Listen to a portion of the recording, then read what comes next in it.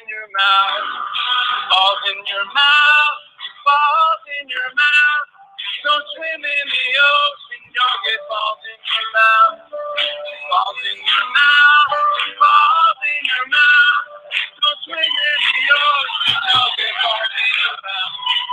Balls in your mouth, balls in your mouth. Don't swim in the ocean, you'll get balls in your mouth. Balls in your mouth, balls in your mouth. Swim in the ocean, you'll have balls in your mouth. Go ahead! Balls in your mouth, balls in your mouth. Don't swim in the ocean, you'll get balls in your mouth. Balls in your mouth, balls in your mouth. Don't swim in the ocean, you'll get balls in your mouth. Balls in your mouth, balls in your mouth. Don't swim in the ocean, you'll get balls in your mouth. Balls in your mouth, balls in your mouth. Don't swim in the ocean, you'll get balls in your mouth. Balls in your mouth, don't swim in the ocean, you'll get balls in your mouth. Balls in your mouth, balls in your mouth. Don't swim in the ocean, you'll get balls in your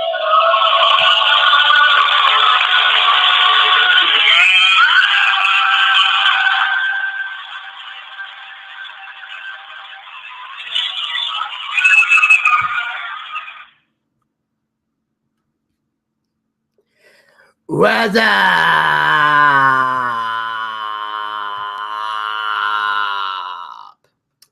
Boochcast fans, listeners across the internet radio waves? This is Vinny Bucci, aka the Booch, and this is that time again, once again, yet again for the Boochcast. What's up, everybody? It is Monday, May the 2nd, 2016. It is high noon, and not only are we off to a start of a brand new week here on the Boochcast, but we are also on the start of a brand new month. I am excited. This is truly going to be one of the best episodes of the Boochcast we have had in quite some time. I am in a fantastic mood today. I, for one, I'm full of excitement. I really am, because you'll notice the title of today's show is called The Booch is Here and His Time is Now. Well, if you're familiar with that catchphrase, you'll also hear that I said I'm in a very positive mood today, which might be a little scary. Now, the reason I say that might be a little scary is because of this. For those of you that have tuned into the Boochcast since the very beginning, those of you that know me, those of you that have been in my inner circle or listened to this show or been fans for quite some time, you're aware of one thing about me. One major thing about me. And that major thing is I can be a bit of a negative Nancy. Or a negative Ned, whatever the term is. I am a guy that rants and raves and gets angry a lot, and I've been told from time to time that it can sometimes people enjoy it, sometimes people find it irritating. I know my audience, they tend to enjoy the anger and the rants, and you love hearing it, you love seeing it, and it's just something that you enjoy that truly makes you happy. Well, here's the thing.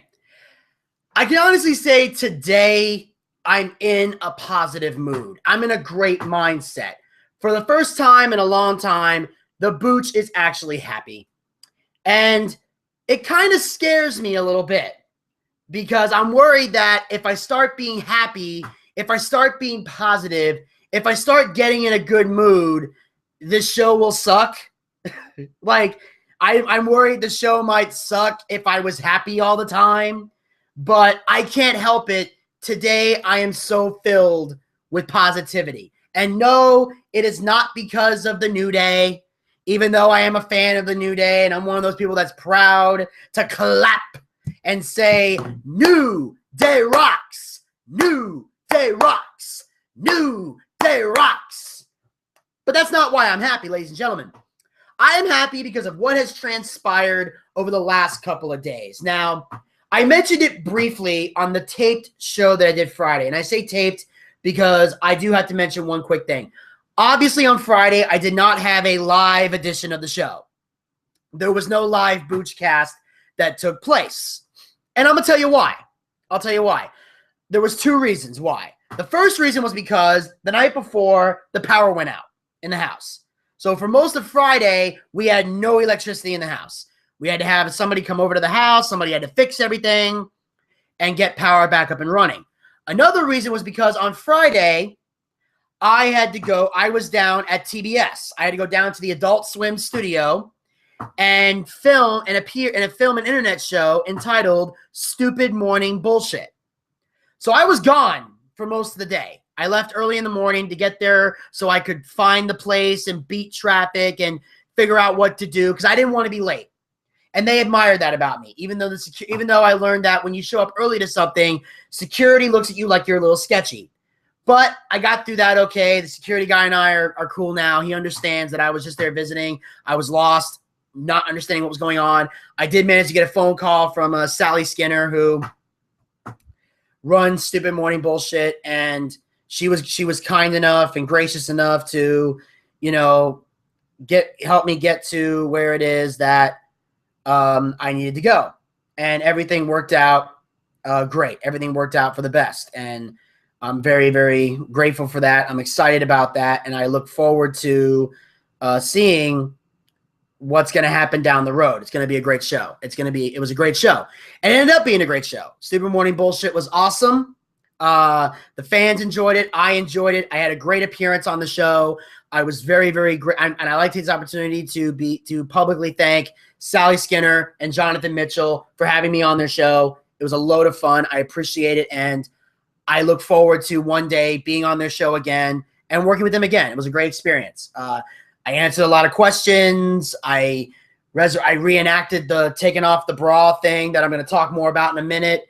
And then we rated some music. So we had a really, really, really great time. And I got a chance to meet the people at Adult Swim and network with the people at Adult Swim and hand out a few business cards and let them know that if there's any work they want me to do for them, I would love to work with these guys. And this one guy, Adam, that I met, he actually said that they do a lot of voiceover work, or they have a lot of animation there. So they're always looking for people with great voices. And they said I have a great voice. So who knows?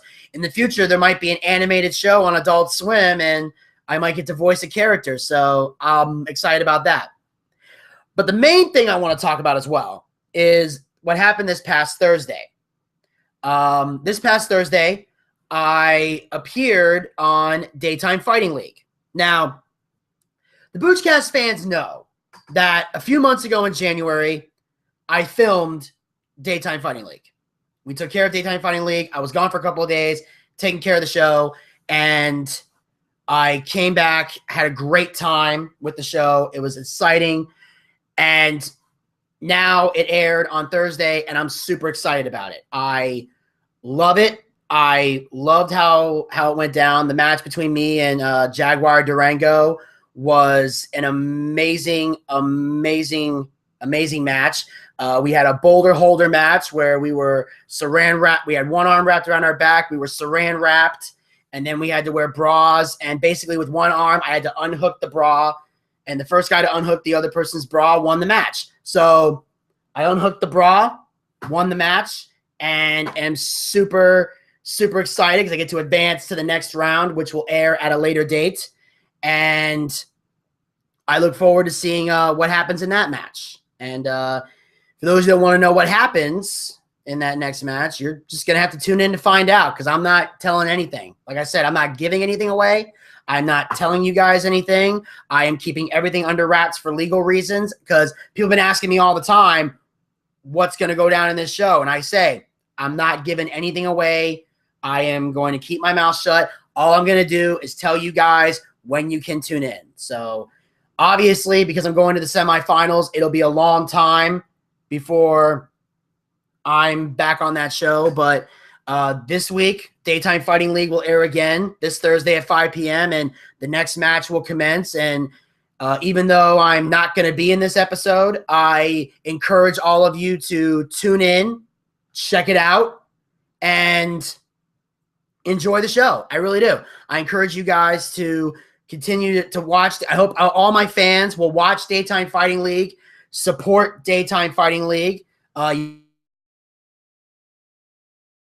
way if the way they showed the brackets, if I'm correct, whoever wins this match this Thursday will face me in the semifinals. So if you want to see who the Booch's opponent's going to be, make sure you go check it out, because I know I'll be scouting.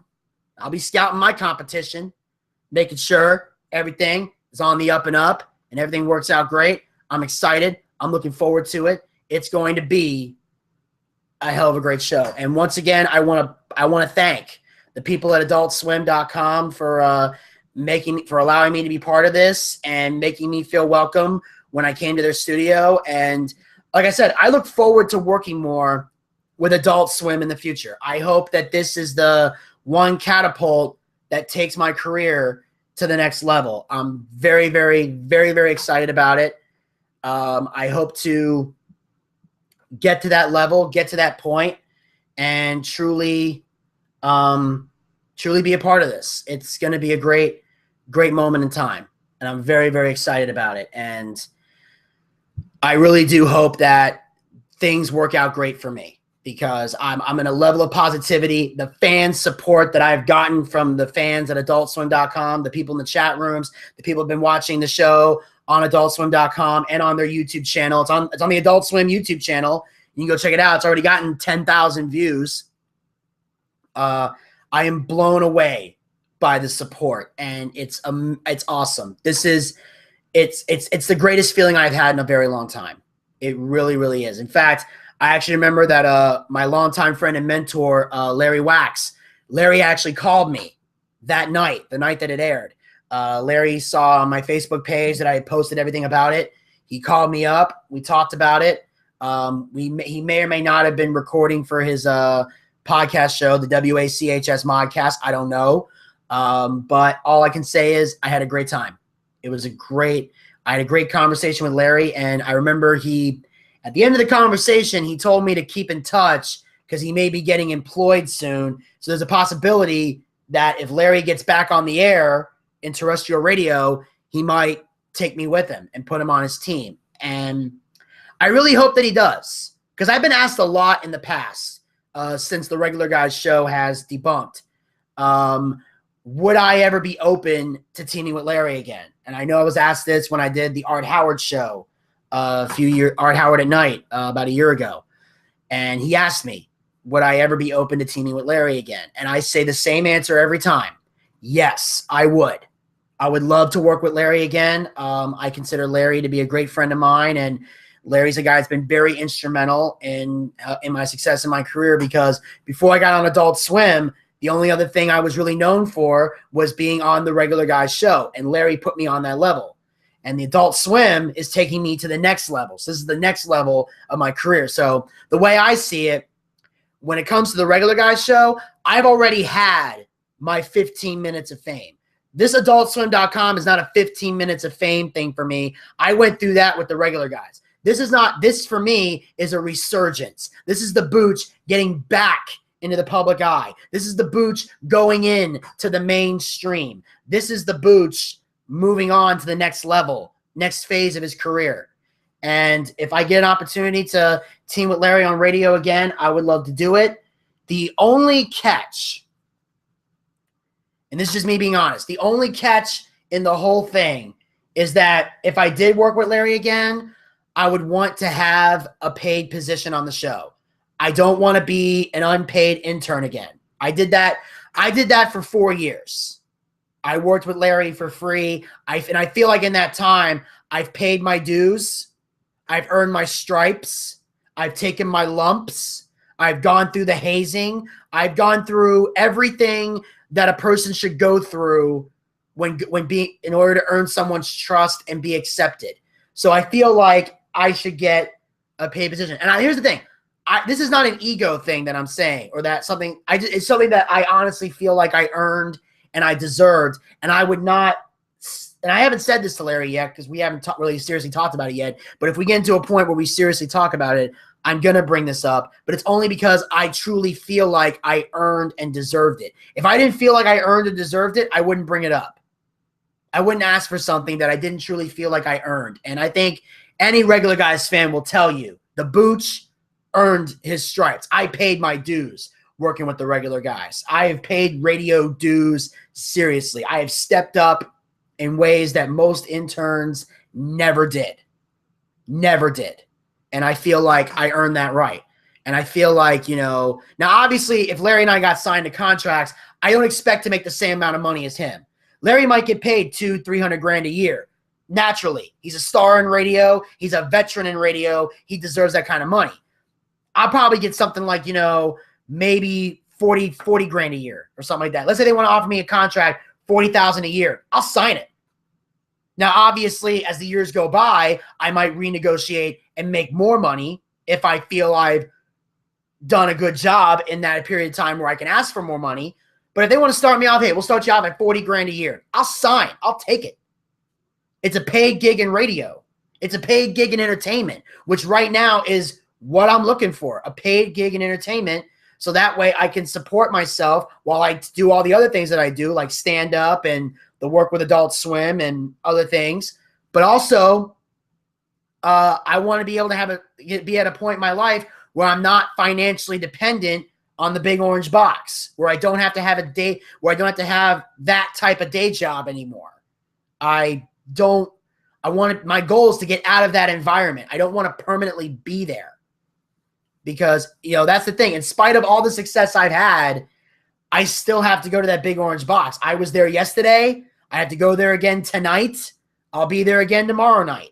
I still have to go there because even though I'm doing all these great things, there's no money going in my pocket. So I want to get to a level where I can at least have a steady gig in entertainment, whether it be in radio or a job with Adult Swim or something that will put cash in my pocket so I can leave the Home Depot, put that behind me, and focus on entertainment. And then while having that steady job, I would rather have radio as my day job while I pursue stand-up, while I pursue all these other things. Let's say Larry and I get a morning radio show. I could use the afternoon and night to focus on the other aspects of entertainment that I'm in, or to do the other jobs in radio that I need to do, like taped interviews or cut commercials or whatever.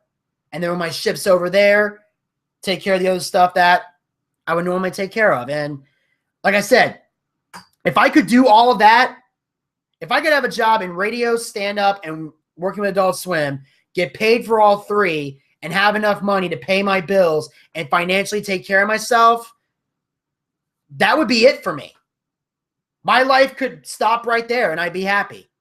That doesn't mean I don't want to do more, but I would be happy there. And not that I'm not happy now. I'm on cloud nine. I'm just saying that I'm always thinking down the road what I need to do to get to this point. And like I said, I'm super excited, and I've said it before and I'll say it again. This is the happiest I've been in a long, long, long time. I'm happy. I'm so happy right now. Words cannot describe it. And I see we have a caller on the line.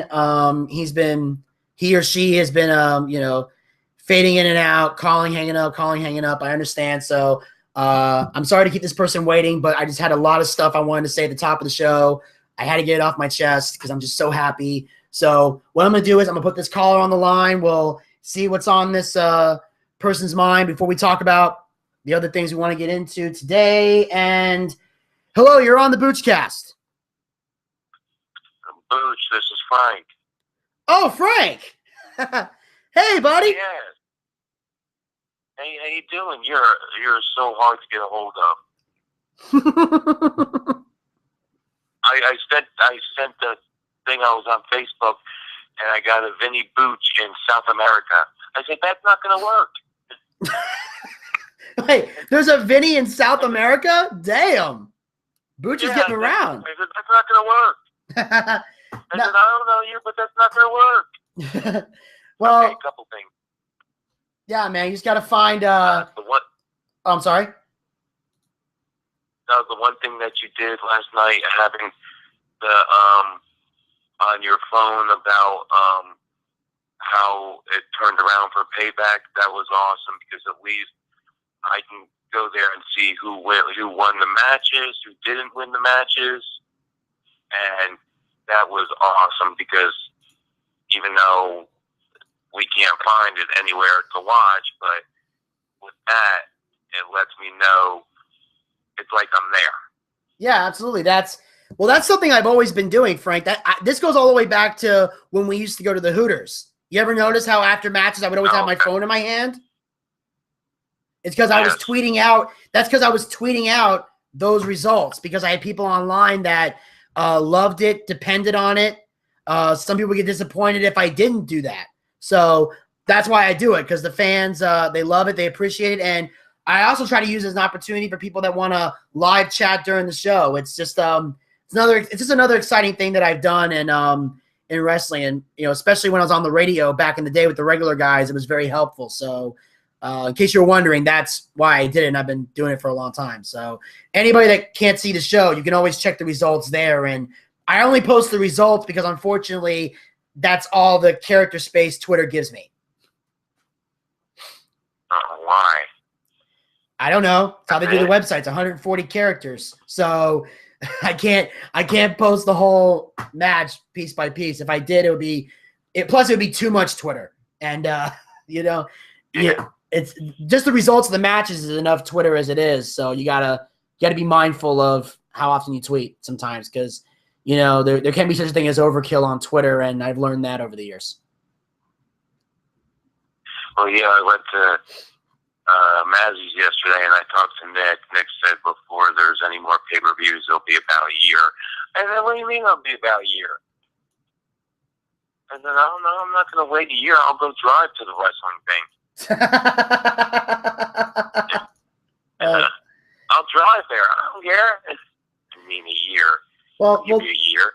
Well, that's assuming we even go back there, because with all due respect to Nick, we have, like I said, we had like we said when the party got canceled, there was no bad blood between us and Mazzy's. It was a peaceful breakup. It was something that they didn't want to risk losing business, and we understood that. So I still consider Nick a friend, and Elvis does too. So I'm not saying we'll never go back to Mazzy's, but I don't think we're going to do a watch party there unless he really, really wants us back. But it's going to be a long time. So Elvis and I are trying to find a new place. So I don't know how long it's going to take us to find that new place, because Elvis's schedule is very hectic right now, as is mine. So once we get to a point where we can focus on that, we'll find a place, but it's going to take a while. So in the meantime, you can always check out on Facebook. If we're not friends on Facebook already, feel free to send me a friend request. I'll add you. Okay. Let me ask you a question. How long have you been at the Orange Box? How long have I been at the Orange Box? Since college. It's been a very long time. Well, because like you were saying, if you get, like with the radio station, if you get an Adult Swim and everything, I think Vinny, personally, I think it's time for you to move on from the Orange Box. I agree. I couldn't agree with you more. You've been there so long. So, I really think it's time to move on. I hope you do, because all the stuff that you got going on, you got this broadcast, and then you got the comedian as you were doing, and then you got Adult Swim.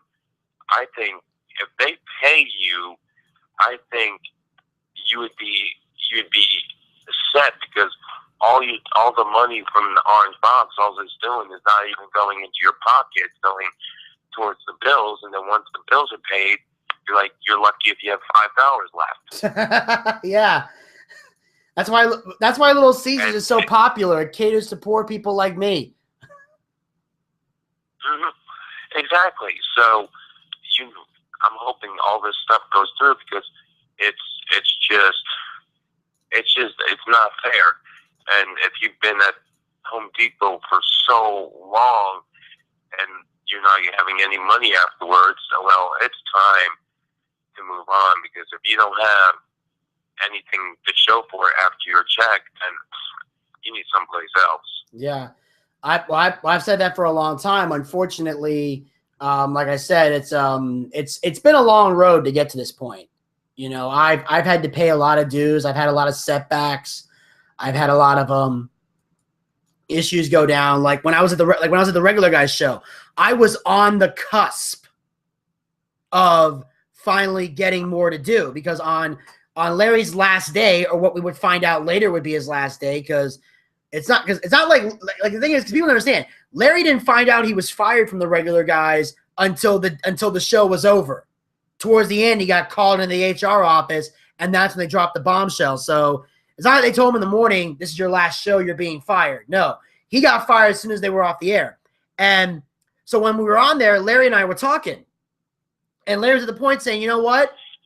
I think we should have you come in more days a week. I think we should have you doing a little bit more around here." Like, I was on, like, after years of going through all the intern stuff that I went through with the regular guys and all the segments, I was on the cusp of making that something. And then Larry got fired. And then when Larry got fired, all his power went to the executive producer, who was a guy named Seabass, who I never got along with the whole time I was there. I was nice to him, but he treated me like shit. So when he had an opportunity to let me go, he let me go, and that opportunity was gone. So now, is Larry going to get hired back, or is he going to be back with them? So maybe that you could work with him, or that's a possibility. Anything like that. Lately, well, the last couple of times, Larry's been doing fill-in spots at News Radio 106.7, which technically is Cumulus. So Larry's basically been, it's the same building Larry's been in. It's just a different rate. It's just a different station. So even though Larry's on a different station, he was back in the same building that he was. So if News Radio hires him, Larry's basically going to be still working with Cumulus. He'll still be in the same building he's been in since 2008. He'll just be working with a different station. He won't be on Rock 100.5. So the format might change a little bit. And he told me, because the night that Daytime Fighting League aired, Larry called me that day after the show was over. Larry called me at my house, and he told me about it. And he said that he might be getting employed soon, and he might be looking to bring me with him. Now, that's not set in stone, but hopefully it happens. And I just mentioned earlier that I didn't say this to Larry because I was so excited over Daytime Fighting League that we didn't go into detail about it. But if we get to a point where Larry and I seriously talk about me coming to work with him at whatever new station he's at, I'm going to respectfully request to have a paid position this time around, because I feel like after 4 years of being an unpaid intern, I feel like I've earned it. Because as much as I would love to work with Larry again, I know that if I get back into radio, I can't work for free again. I did that for 4 years. I couldn't do it again. It would kill me to do that, because my goal is, like you said, it's time to move on from the orange box. The only problem is, until I can get a better paid gig, preferably in entertainment, I can't move on from the orange box because those bills still need to be paid. Well, I've seen it. The only time at any place, grocery stores, orange box, the only time you make any money is if you're a store manager. Yeah. And if you're not a store manager, then you don't make anything. Well, the thing is, technically I make like $11 an hour because I've worked there, but it's because I've worked there for so long. So technically I make good money. The problem is because I don't work as many hours, because back when I first started working for the Big Orange Box, it used to be that it was just you were full-time or you were part-time, but either way you could be part-time and still work 40 hours a week. The only difference is if you were part-time, you got to set your own schedule, because they understood you had things going on outside the store. If you were full-time, you worked when they told you to work because you're full-time. They own you, pretty much. I don't mean that in a bad way. I'm just saying that's how it is. But when the new Obamacare came in, now if you're part-time at any job, you can't work more than 20-something hours within a week. And that's all because of the bullshit Obamacare, which also fines you if you don't have health care, which is the main reason I have health care bills to begin with. So it's the main reason why I hate the president. Before these two things happened, I didn't really have a reason to hate the president. Not that I voted for him, because I didn't. He didn't really bother me that much. You know what I'm saying? Like, he was making policies and laws, but none of them were really affecting me personally. Now he's done something to affect me personally, which is why I now say, fuck the guy. So that's pretty much where I'm at with that, because I didn't really have a problem with him until this. But yeah, Obamacare is the reason I don't bring home as much, because even though I get paid a decent amount of money an hour, I can only work X amount of hours within a day. Unless they call me in for a certain day because they need extra people and it's more than 20 hours, then they'll fill out some kind of form that approves it and gives me the money so that I can fill in whatever slot they want me to fill in. Yeah, but let's see. Yeah, I mean, and you can't work full time because you got so much going on. You got the Adult Swim, you got the broadcast you're doing now, you have your comedian thing. There's no way you can work full time and then fit in everything else you're doing. There's not enough hours in a day. Yeah. If I applied to work full time, it would set back all of this, and I'm on too much. And the momentum's too big for me to do anything like that. So it's just something I got to sacrifice that. And luckily I try to find ways to save money. Like, I don't like the truth is, that's why I try not to leave the house unless I absolutely have to. Like, if I have to be somewhere, I'll leave the house. Like, if I have to go to work, or if I'm performing at a comedy club, or when I drove down to Adult Swim to film Stupid Morning Bullshit, which is the name of the talk show they have. And when I did all that stuff there, like, I leave the house out of necessity rather than desire. So a lot of times if I'm sitting at home, my parents think, oh, you're just being lazy. It's like, no, I'm saving money. Because I know if I leave the house, I'll spend it. I can't leave the house and not spend money unless I'm going out to dinner with my friend Kristen, who doesn't mind picking up the check, which I don't mind that she does either. Some guys might find that emasculating. I don't give a shit. Yeah. So, okay, there's a couple things I want to ask you about. Now, this should be interesting. Jay McMahon and Stephanie McMahon are both in charge of Raw. How the hell does that work out? Well, how that's going to work out is simple. And by the way, folks, we're gonna be doing a full recap of Payback today here on the Boochcast. So I will explain later on in detail how all this came about as we go along. So I just want to give a warning out to the fans. But how it's going to work out, honestly, I don't know. Basically, it's kind of like, do you remember when Stone Cold and Eric Bischoff were co-general managers about a decade ago? Oh, yes. It's going to work kind of similar to that. Like when Eric, like Stone Cold Steve Austin, like let's say Eric Bischoff can book a match. Well, Austin can add to it. Or let's say Austin does a match, but Eric Bischoff goes, whoa, we need to do this. Like, they can work on the same, it's like they can work on the same page and team up, or they can just try to overrule one another and try to add something. Like, let's say, like if they're co-general managers, Stephanie McMahon might say, my husband deserves a rematch for the WWE World Heavyweight Championship, so he's going to go one-on-one with Roman Reigns. Let's say they make that rematch down the road. Shane McMahon could say, fine, but you are barred from ringside. Like, Shane could say, all right, fine, Triple H will face Roman Reigns. He's entitled to a rematch, but you are barred from ringside, so it's strictly one-on-one. You know, they could do something like that. Or, You know, so there's ways to work around that. Or let's say Charlotte demands a better let's say Charlotte comes in and demands a better challenger, or, you know, for the women's championship. Or let's say her and Natalya, we're going to have that match. You know, if Natalya didn't say that Bret the Hitman Hart was going to be in her corner, Shane could have put him there. Or he could have said something like, let's say, if Ric Flair interferes, Charlotte is stripped of the championship. Like, they can add, like one of them can book a match and the other can add stipulations. So they're both in charge, but they really can't overrule each other. They can just try to one-up each other. That's all they can really do. So in a way, it doesn't prevent Stephanie from it. In a way, Stephanie can still book the way she's always booked.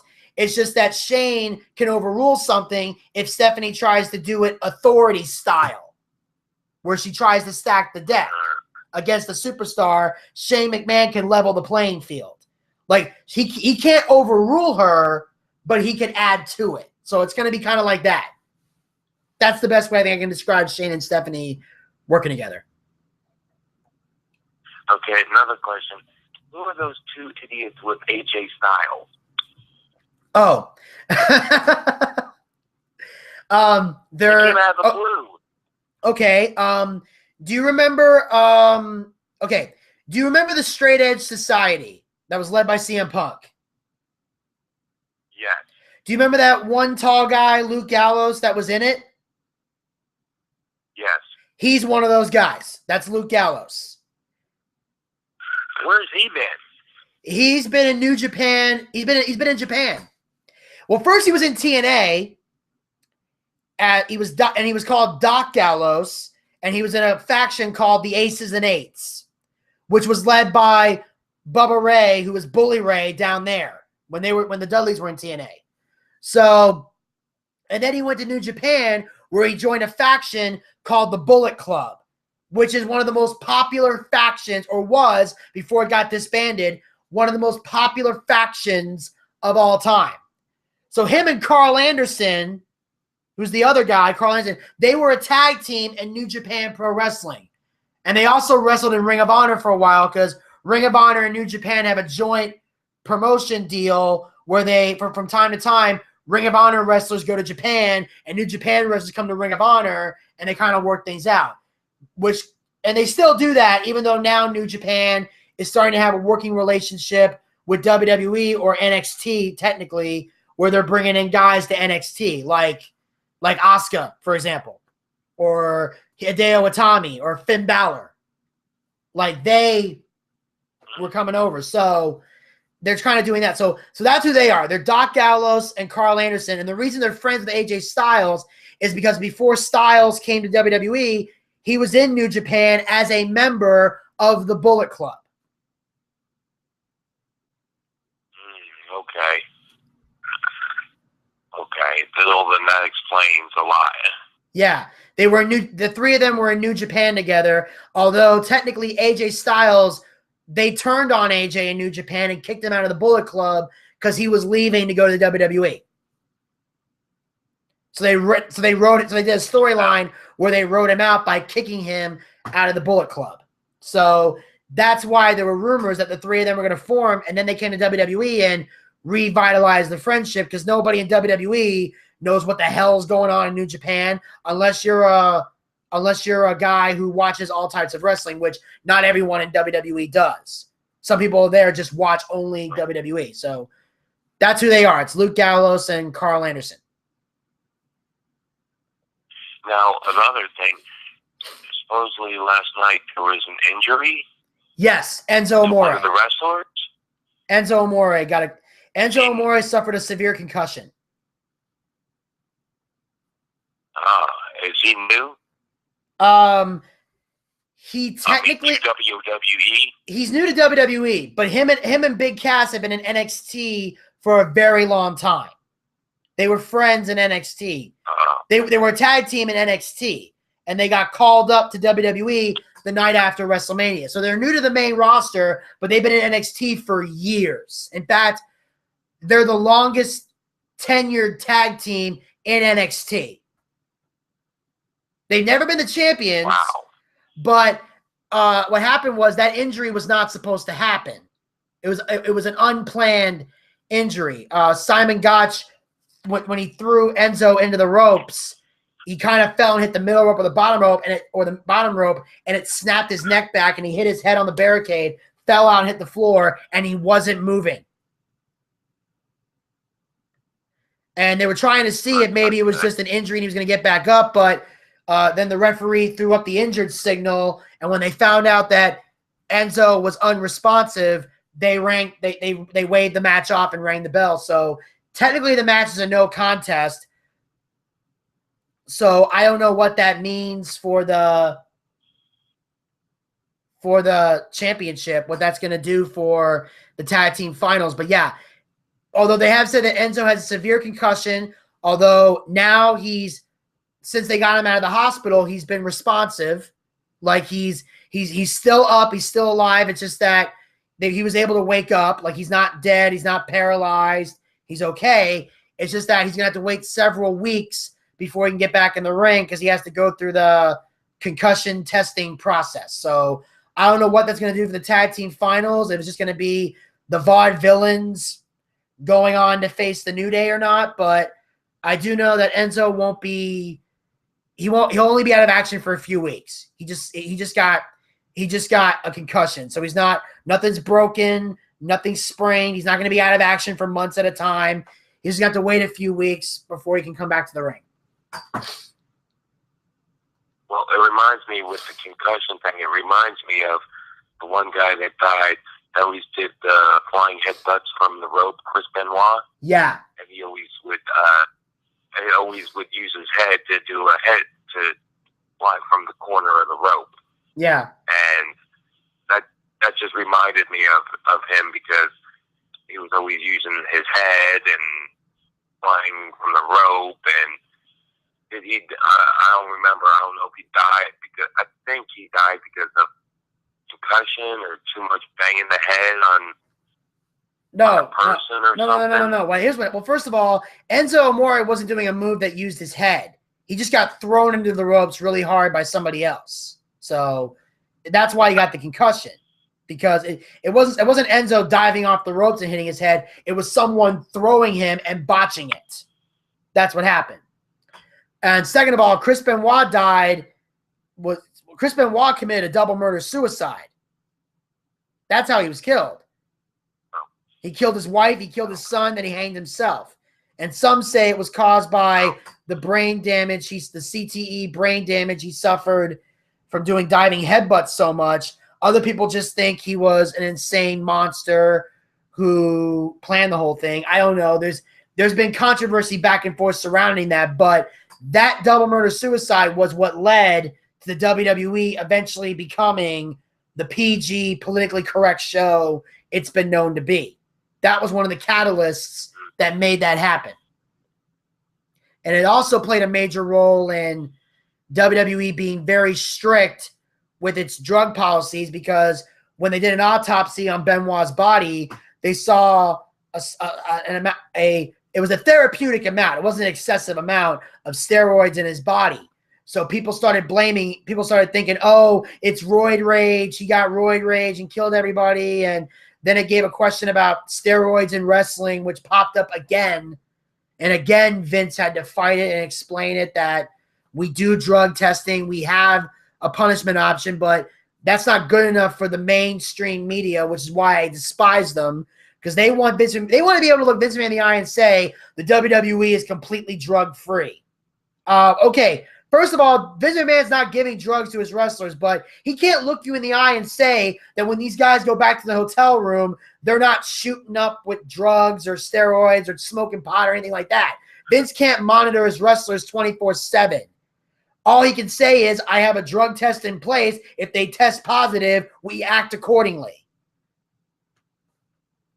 But of course, they want to say anything bad about wrestling they can, which is what makes me laugh.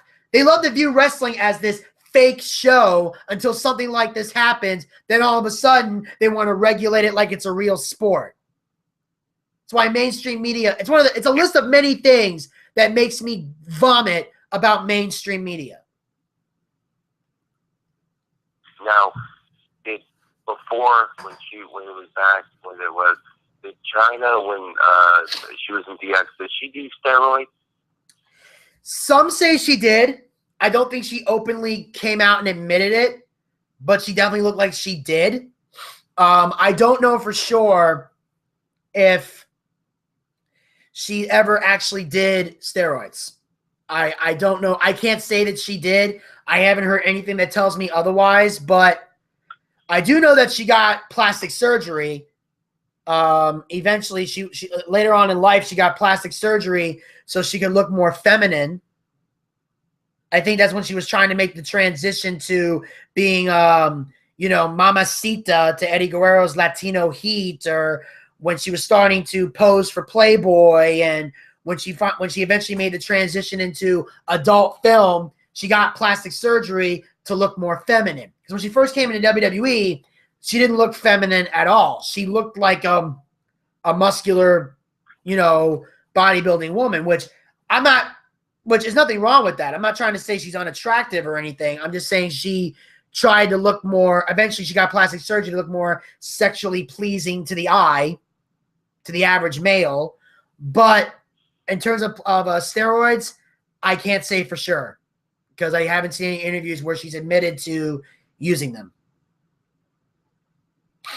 Okay, yeah, because when she first came out, I was like, when she first came out to DX, I'm like, okay, well, they got a new man. A lot of people said that. There was a lot of people that were wondering. There was major controversy for years if China was a transgender or not. For years, people thought China was a tranny, but technically that's not true. We found out later it wasn't true because if you've seen her do porn, you know that she is all woman. Or as Jerry Truman likes to say, a biological. That's the term he uses for women that were born women and stay that way. And also, she dated Triple H. So unless Triple H had a tranny fetish that we knew nothing about, I think it's safe to say that China was 100% woman. Well, the only way you're going to find out if the clothes come off. Well, if you saw her pornos, you know the clothes did come off. Plus, she posed for Playboy. Yeah. So the clothes did come off. Oh, wow. And I'm not ashamed to say, I saw the porno and I saw the Playboy. Actually, there was a teenager who lived in our neighborhood who had the porno and knew I was a wrestling fan. So he scammed me into paying him $10 to read it. And like a dumbass, I fell for it. Keep in mind, this is early 2000. I'm in 8th grade. That's why I paid $10 to read a Playboy magazine. You wouldn't get me to do that shit today. And I mean, the thing that's, as far as wrestling last night, the thing that's driving me crazy is Charlotte's still champion. I think, like somebody like Natalya, I think it's about time because you're running out of divas to face Charlotte. Yes. You're running out. If she keeps on beating everyone, then there's going to be nobody left to wrestle her. Then that means NXT is going to have to bring out a whole bunch of different women because you can only face a woman, another woman wrestler so many times and then win, and then you run out. Who are you supposed to face then? Well, yeah, that's been the biggest problem with a lot of people. It was the problem they had with Seth Rollins before he got the knee injury. He had already beaten everyone. That's why they were saying that if we had like originally before the tournament, it was supposed to be a one-on-one match, Roman Reigns versus Seth Rollins. And Roman originally was going to beat Seth and win the belt because Seth had beaten everyone. But when he got the knee injury, that took him out of the picture and allowed Roman Reigns to go into the finals against Dean Ambrose and win the belt there. And then Sheamus cashed in and won the championship. So then they feuded for a while until Triple H won at the Rumble and all that. So, and it's the same thing that's going on with the New Day. Like, I love the New Day. I mentioned that at the beginning of the show. I love the New Day. Problem is, New Day, they've beaten everybody. That's why Enzo and Cass and the Vaudevillains getting called up was such a big deal. And them going to the finals was a big deal. Because we were going to see a great match between these two. The winner was going to face the New Day, and probably be the ones to beat the New Day and become the tag team champions. So Charlotte hasn't run through everybody yet, but her title reign is still stale because she, without her dad, is bland and boring. That's the problem. She's bland and boring. Her personality sucks. And the only reason she's there is because her last name is Flair, and that's a fact. If it wasn't for her dad, she would not be she would not be the head of the Divas division right now when there's so many people better than her. I'm hoping and praying. I wanted Natalya to win last night, but if she doesn't get the job done, I'm sure Sasha Banks will. Because technically, she only fought Sasha in a triple threat match. Sasha and Charlotte have not gone one-on-one. So that doesn't count as her going through her. Now, Becky, she's fought 2-3 times. She's done for now. She's done for now. She can't have a match with Charlotte and make it believable anymore. But I think if Natalya doesn't get it done, which she should, I think Sasha will be the one to dethrone Charlotte if they go one-on-one. Now, I'll get back to that. But the one team that I think I would love to see go against the New Day is the Undertaker and Kane. I would love to see that. Dude. One more time. Dude, that is a fantasy match that will, dude, you're just grabbing at straws at this point, bro, because Undertaker and Kane are never gonna go for the tag belts. They're never gonna get back together. They got back together to fight the Wyatts, and that was it. They're not gonna put any belts on Taker or Kane. I mean, I will say this though. If the New Day was able to beat Enzo and Cass and the Vaudevillains in a tag match and still hold on to those belts, then I'd be open to Taker and Kane going for them. At that point, that's all they could do. But I don't see it happening just because I know that The Undertaker they're saving him for next year's WrestleMania, where I'm hearing that he's probably going to go against John Cena, because I know that originally that was what they wanted for this year's WrestleMania, but Cena got injured. So they took that off the table. So I'm thinking they're probably going to have Undertaker and John Cena fight at WrestleMania 33. So I don't see him and Kane going for the belts. And as for Kane, I don't know what the hell they're going to do with Kane. Since the Andre the Giant Battle Royal, I ain't seen much of him. So I don't know what they got planned for Kane, if anything. What about him? What about him going for the belt? Kane? Yeah. I could see that. Being champion. I could see that. I would love to see Kane be champ one more time. Hell, I felt Kane should have beat Seth Rollins. I think Kane should be in the running, and then after Kane retires or whatever, one person I'd love to see WWE champion is Bray Wyatt. Oh yeah, they're definitely I've been hearing that they're planning that. Like if Roman Reigns, I think that one of the plans when Roman became champion was at some point for him to have a title match with Bray Wyatt. So I know that is definitely in the cards. When it's going to happen, I don't know. Yeah, because that would be because Bray Wyatt, even though his brother Bo Weave is in, but Bray Wyatt deserves it because Bray Wyatt is just even without the Wyatt family, Bray Wyatt is good on his own. Yeah, he's amazing on his own, no doubt about it. He's real. So, and then I watched the other night the new John Cena TV show thing. American Grit? That he has now. Yeah, I thought it was all right. Yeah, it's not that great of a show, really. I watched it. I was like, okay. I was like, when are you coming back to wrestling? Yeah. I mean, don't get me wrong. I mean, I love the idea of it. It's just I don't know if it's that interesting, really. I mean, basically they're going through a lot of physical challenges. They're being trained by military veterans that are taking him through this, and John's basically just the host of the show. So, yeah. I mean, and the idea on paper is great. There's some aspects that are good, but overall, it's just not a show that keeps me glued to the TV screen for very long. No, I'll watch it for like 10 seconds. that was, I mean, and then I heard last night when I looked it up on the internet for WWE, I heard Shane McMahon might be introducing Randy Orton back to the wrestling world. Yeah, I don't know if you heard that.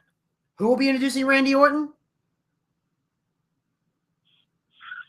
Shane McMahon, because they said if it comes down the line where they want to have a wrestling match about if this co-owner thing doesn't work, that they want to pick one person to run Raw.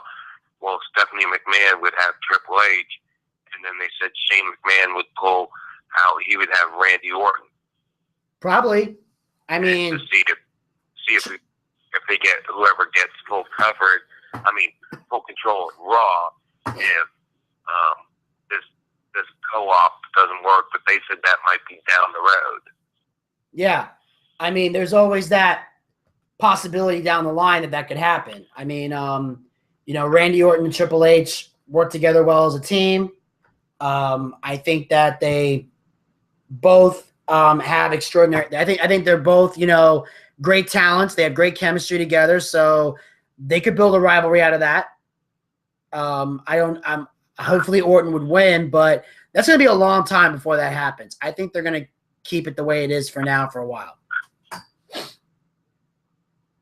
To me, it's just going to be interesting. Like tonight is Raw. You don't know what to expect because I just think it's going to be interesting to see how many matches get set up by Stephanie McMahon and how many times Shane McMahon, because all the fans hate Stephanie McMahon, but they love Shane McMahon. Yep, that's definitely the consensus. And the way every time his music turns on, everybody's like, "Yay, Shane, you're my best friend. Can I borrow some money?" So, I mean, I can't wait to see it tonight because I want to see how it all plays out. Absolutely, because Monday Night Raw is definitely going to be interesting tonight.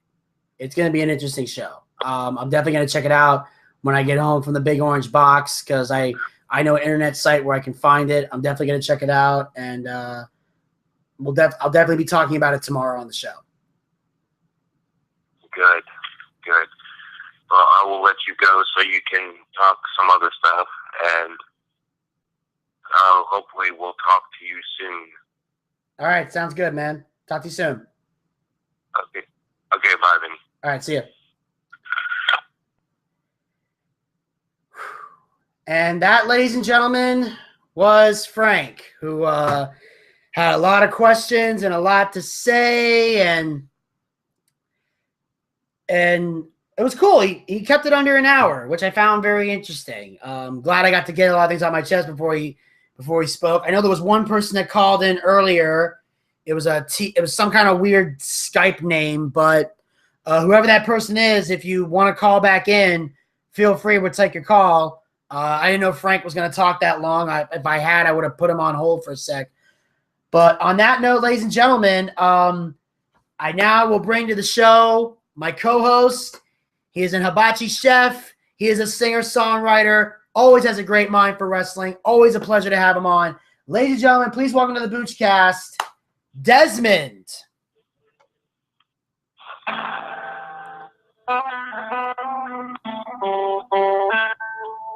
How you doing, Vinny? I'm doing great. How you doing, bro? I'm doing okay. Shoot, I just recorded another video on Facebook. one day, if you decide to put on the Boochcast, I highly recommend you edit down the intro because I talked too good at the beginning of it. But anywho. Well, you know me, man. I love to play the jokes because it sounds really funny. Well, it wasn't a joke.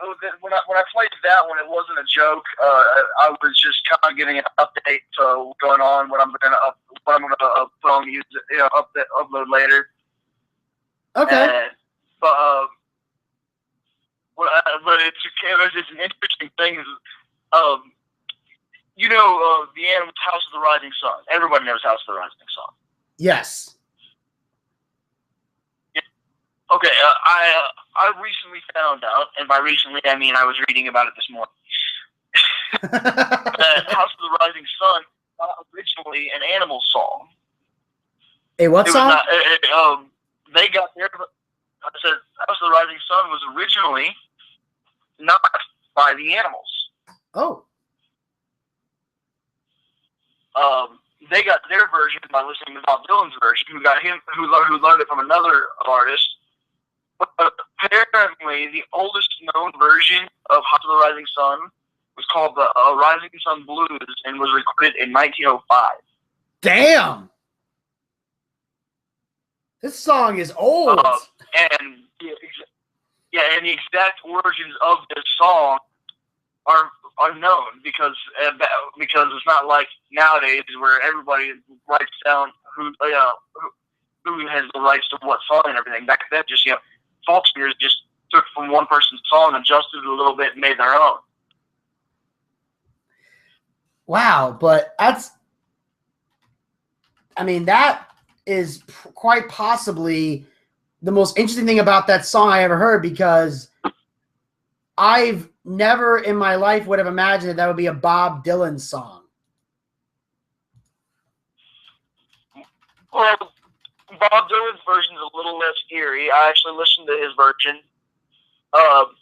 He plays the chords, the same chords as the Animals, but he doesn't do the arpeggio. The arpeggio is that high from high to low to high, then high to low.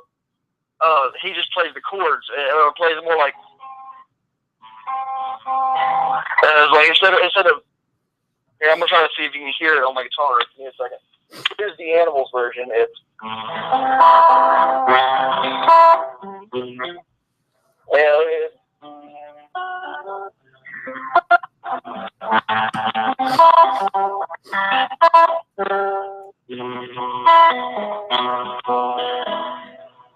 that's the version that everybody knows. Just the arpeggio, the open chords strummed in like that. Bob Dylan does it more like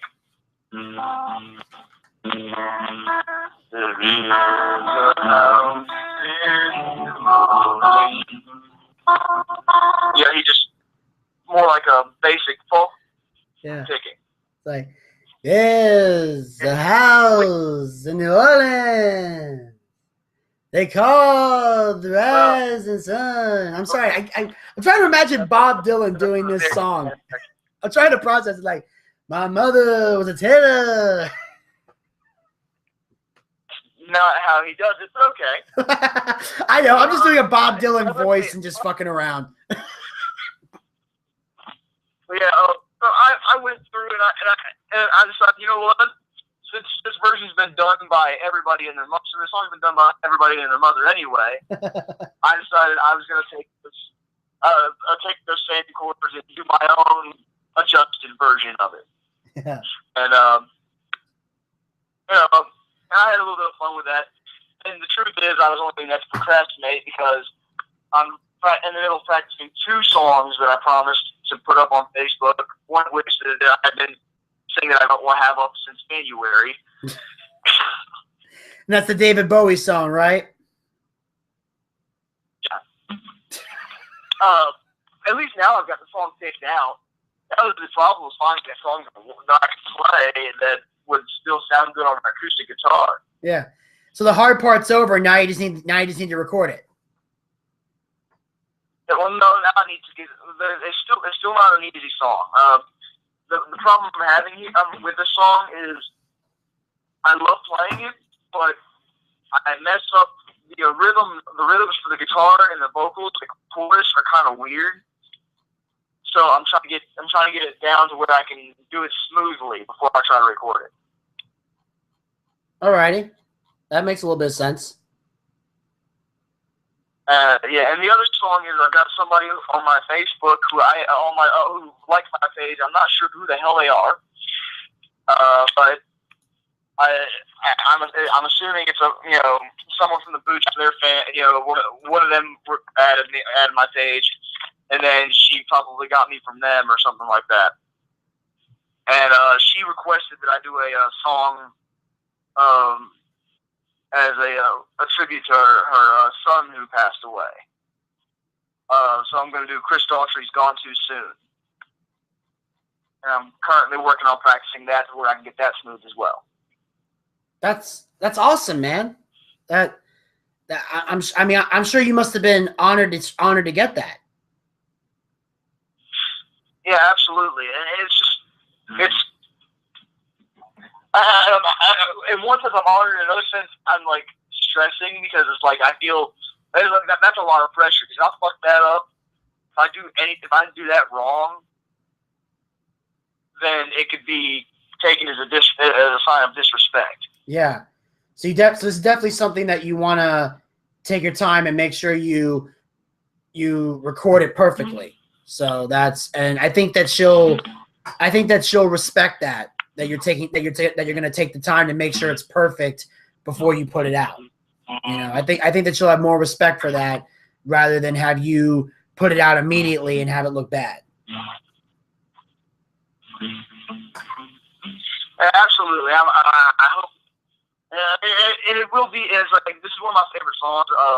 I only recently started playing it, but when she was asking me a song, she was like, "What kind of song would it have to be for us?" And I was like, "I don't know. You're the freaking mom of the kid."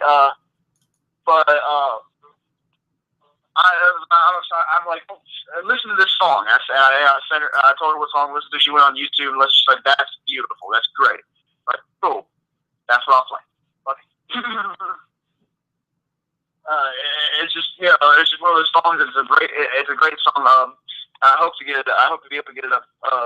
Both of those songs hopefully by tomorrow.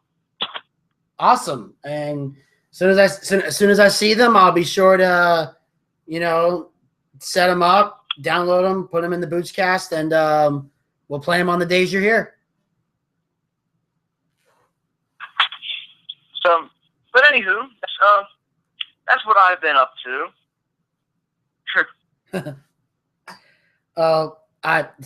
Seems you've been doing a lot, man. So I'm excited, man. I'm excited to know that that someone who's a fan of the show asked for such a great song request. It actually makes me happy to hear this, folks. It lets me know that the people of the Boochcast are fans of not just me, but everybody else that contributes to the show. That means a lot. That it makes me feel happy to hear that. It really does.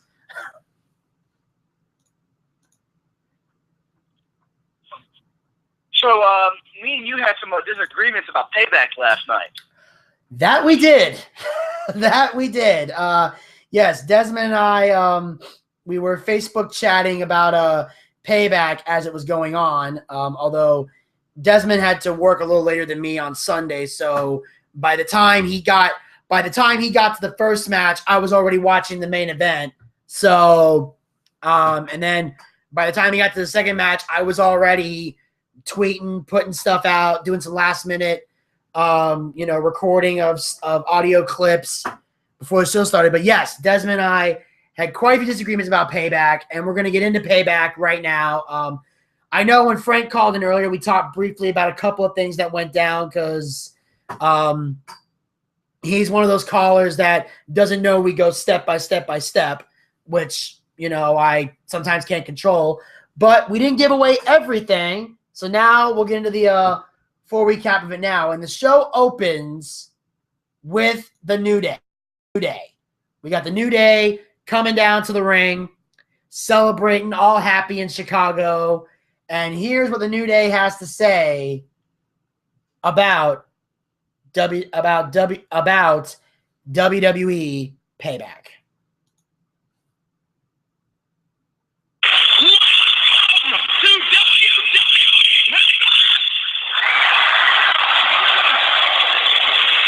Tonight, one tag team will have the opportunity to become #1 contenders for our WWE World Tag Team Champions. That's right. Yeah. And we want a ringside view. So we're going to sit back and watch. Sipping on some lemonade, something like Bucci with the good. And speaking of Beyonce, if you need to get one back on your man in order to make your relationship equal and loving again, talk to your boy Xavier Woods.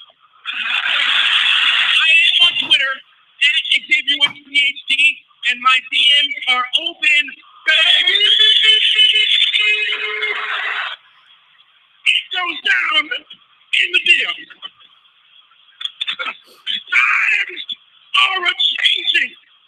A new era in WWE. What? Because the new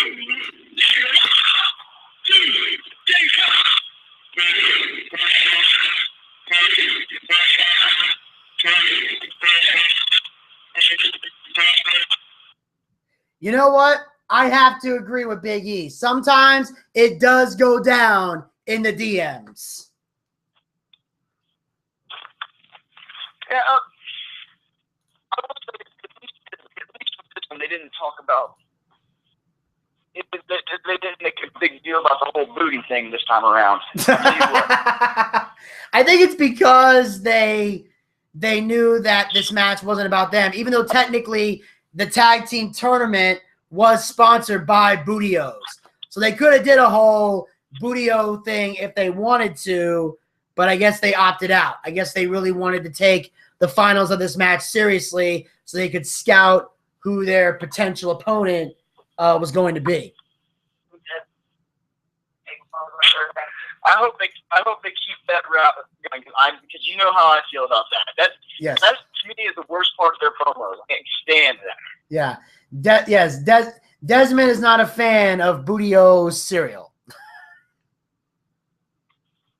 Don't get me wrong. If somebody wants to buy me a box of it so I can fit in my room as a collector's item, I will. Because I am just as a wrestling fan, that's something I'm into. But it doesn't mean I'm that interested in having it around all the goddamn time and hearing about it all the goddamn time. That is very true. And of course, on that note, after all this, the New Day, they have a video pack. There's a video package for Payback. Then we see the New Day sitting ringside, just watching the action, goofing off with camera phones, things like that. As we come out, and we got the first match of the night, which is the WWE Tag Team Championship #1 Contenders Tournament Finals with Enzo and Cass versus the Vaudevillains. And of course, before the match, we can't have the match without the trademark Enzo and Cass promo. So here's what these men have to say before they step in the ring for the finals. My name is Enzo Amore, and I am a certified chief and a bona fide star, and you can't beat that.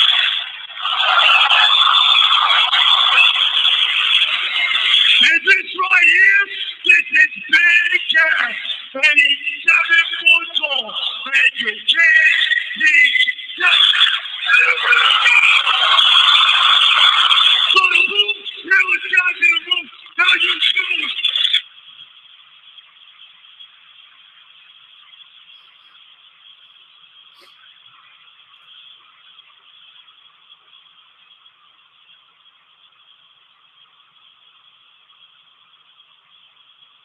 Mark Everett, you think you're going to be #1 contenders? Well, if my aunt had hair on her head, she'd be my uncle.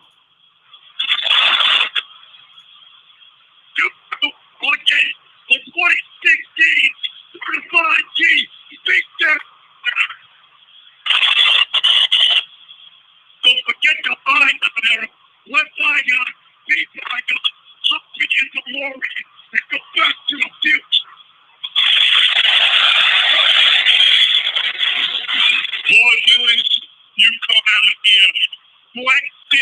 like your Arnold. More like Hey Arnold. Me and Joe are gonna peel on your football hat. You should have never stepped off the stool. You should have never stepped off the stool.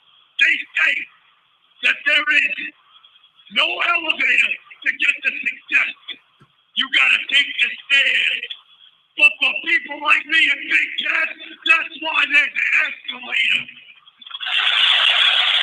And Laurel and Hardy, you should have tied your shoes because you're caught up and you get stuck downstairs.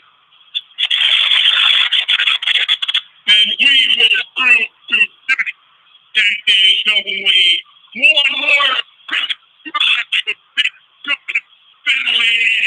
for you.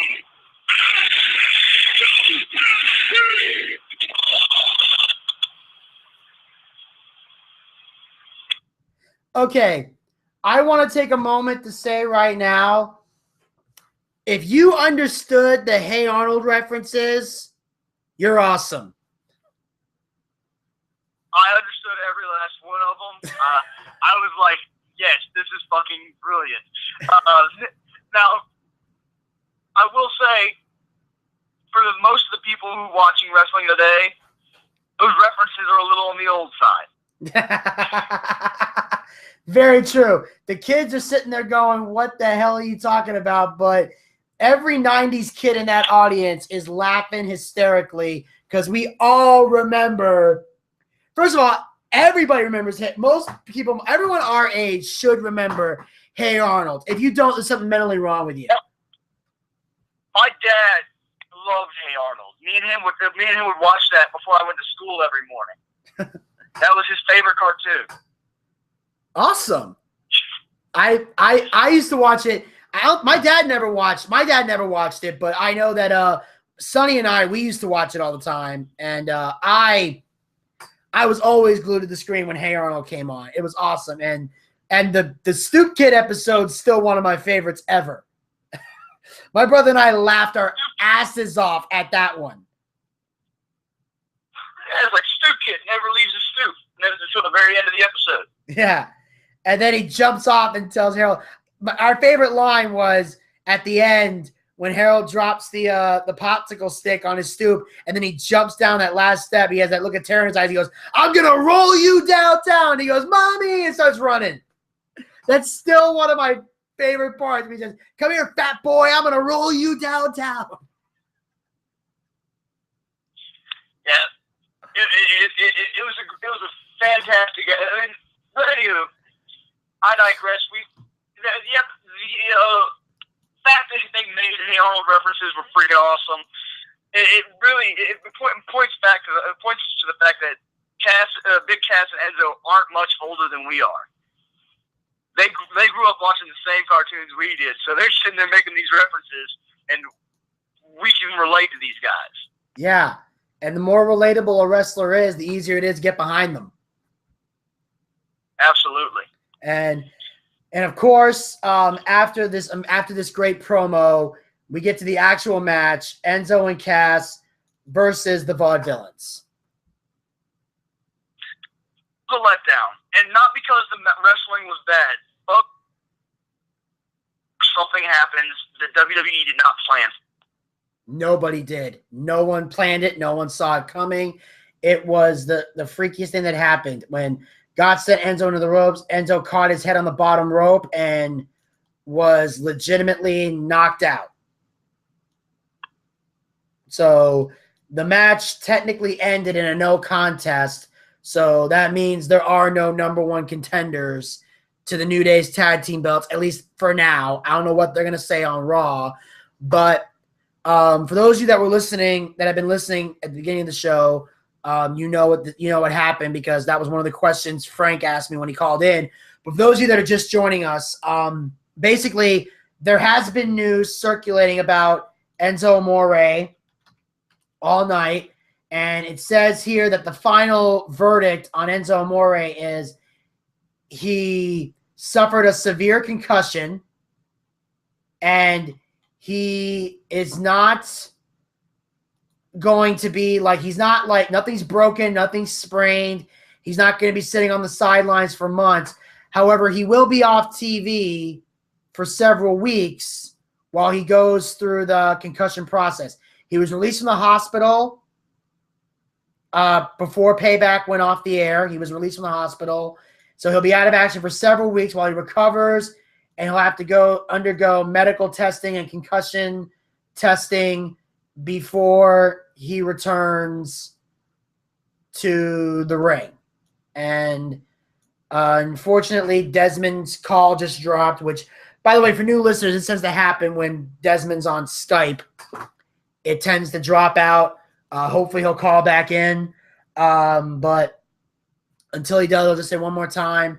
Enzo Amore was released from the hospital. He had a severe concussion, and he'll have to wait several weeks before he can return. But in the meantime, hopefully he'll be okay. And while we wait for Desmond to call back in, we will simply move on to the next match of the night, which was the epic match, the one-on-one match, Kevin Owens versus Sami Zayn. And I just want to say this match was fantastic from a wrestling standpoint. In terms of an actual one-on-one match, if you're the type of person that doesn't really care who wins or loses, as long as you see a 5-star match, then this match is definitely for you. It's definitely for you. And this is definitely a great match for you to check out, for you to see, and definitely something that you would want to enjoy immensely if you're if you're a fan of the actual wrestling. And you know what? I'm going to take a break here real quick because there's something going on right now. So while we come back, before I come back, check this out. I'll be back right after this. Is back in the building.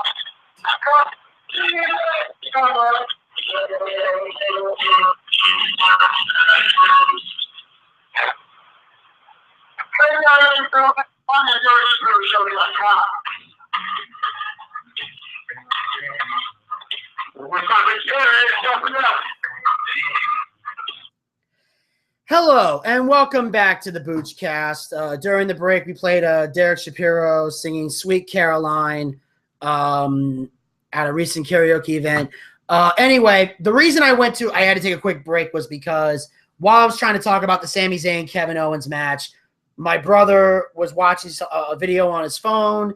He was in the other room, just on the other side of here. The walls are really thin, and I could hear the video. I was trying my best to ignore it, see if I can keep talking, but it kept distracting me. So I finally just took a commercial break so I can get my brother to turn the volume down on his phone and take care of all that. So I had to take care of that because it was really distracting me and bothering me so I could continue to broadcast the show. So I apologize for the abrupt commercial break.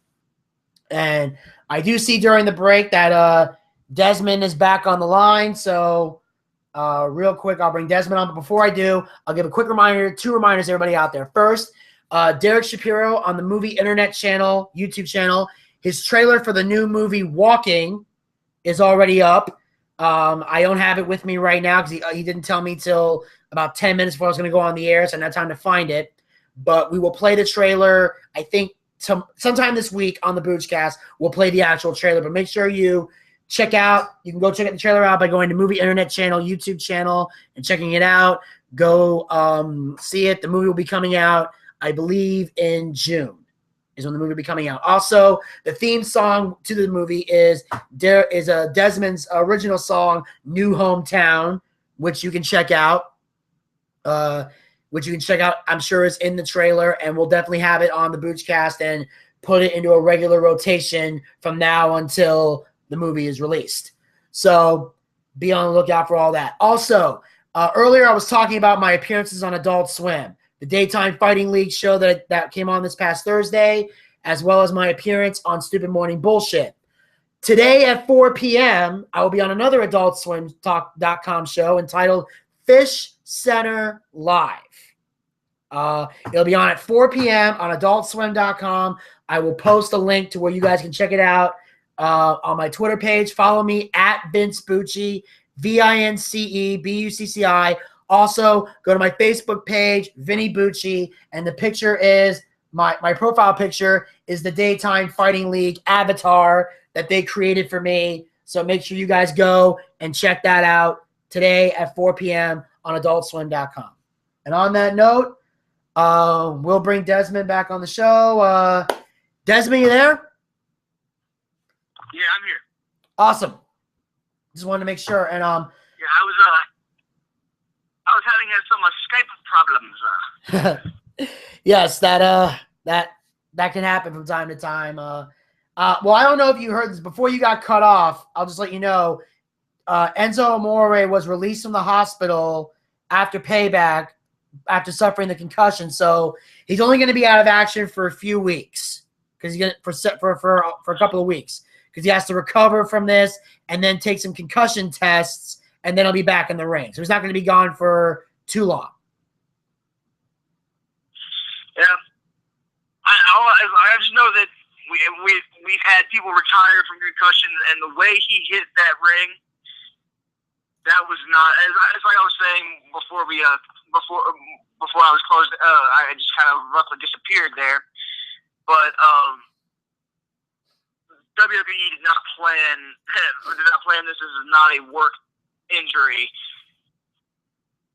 and what I was going to say is I actually almost got into I had to stop myself from responding to that person under Facebook because he was being extremely disrespectful to the people who work in the industry. Yes, he was. As far as I'm concerned. He was, very much. And I was about 30 seconds. Let's put it this way. If he had been talking to me on my Facebook instead of yours, I would have let him have it. Normally, I would let somebody like that have it, but he's a guy he's a friend that I've known for a very long time. So, you know, while I was letting him have it, I wasn't as brutal as I would be with a random person, just because when you have a history with somebody, you know, it's you know, it'd be like I said, you don't even know the guy, so you could let him have it all you want. I just kind of stepped back and I've known this guy for over a decade. If they're a friend that I've known for that long, I am actually more likely to let them have it. Okay.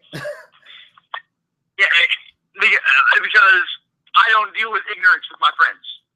I was gonna point out the fact that I can speak of 3 professional wrestlers who have done MMA and professional wrestling, and they will all tell you that professional wrestling is more taxing on the body than professional fighting. Yeah. Yeah, he was saying some shit. I mean, I just told him, he said, like, I think we're too old to be into this. I said, well, we're also too old to care about Batman fighting Superman or Captain America in some bullshit Civil War. Because I'll be honest, I'm probably the only person on the planet who doesn't give a flying fuck about the Captain America movie coming out. I'll be the first to admit that. I don't care. I care less. But I said, but we do anyway because it's entertaining. I'm a little too far behind on the Marvel Cinematics right now to care about that particular one. I've got to get caught up. Yeah. But once I get caught up, this movie does look like it's going to be a fantastic movie. Yeah. Like I said, I was never into Captain America to begin with, so I guess that's just me. But anyway, we just want to say you have to realize that this movie, though it's named Captain America, it's more of an Avengers movie, and that's what you're missing here. Okay, fair enough. I might dive into that a little more in that case.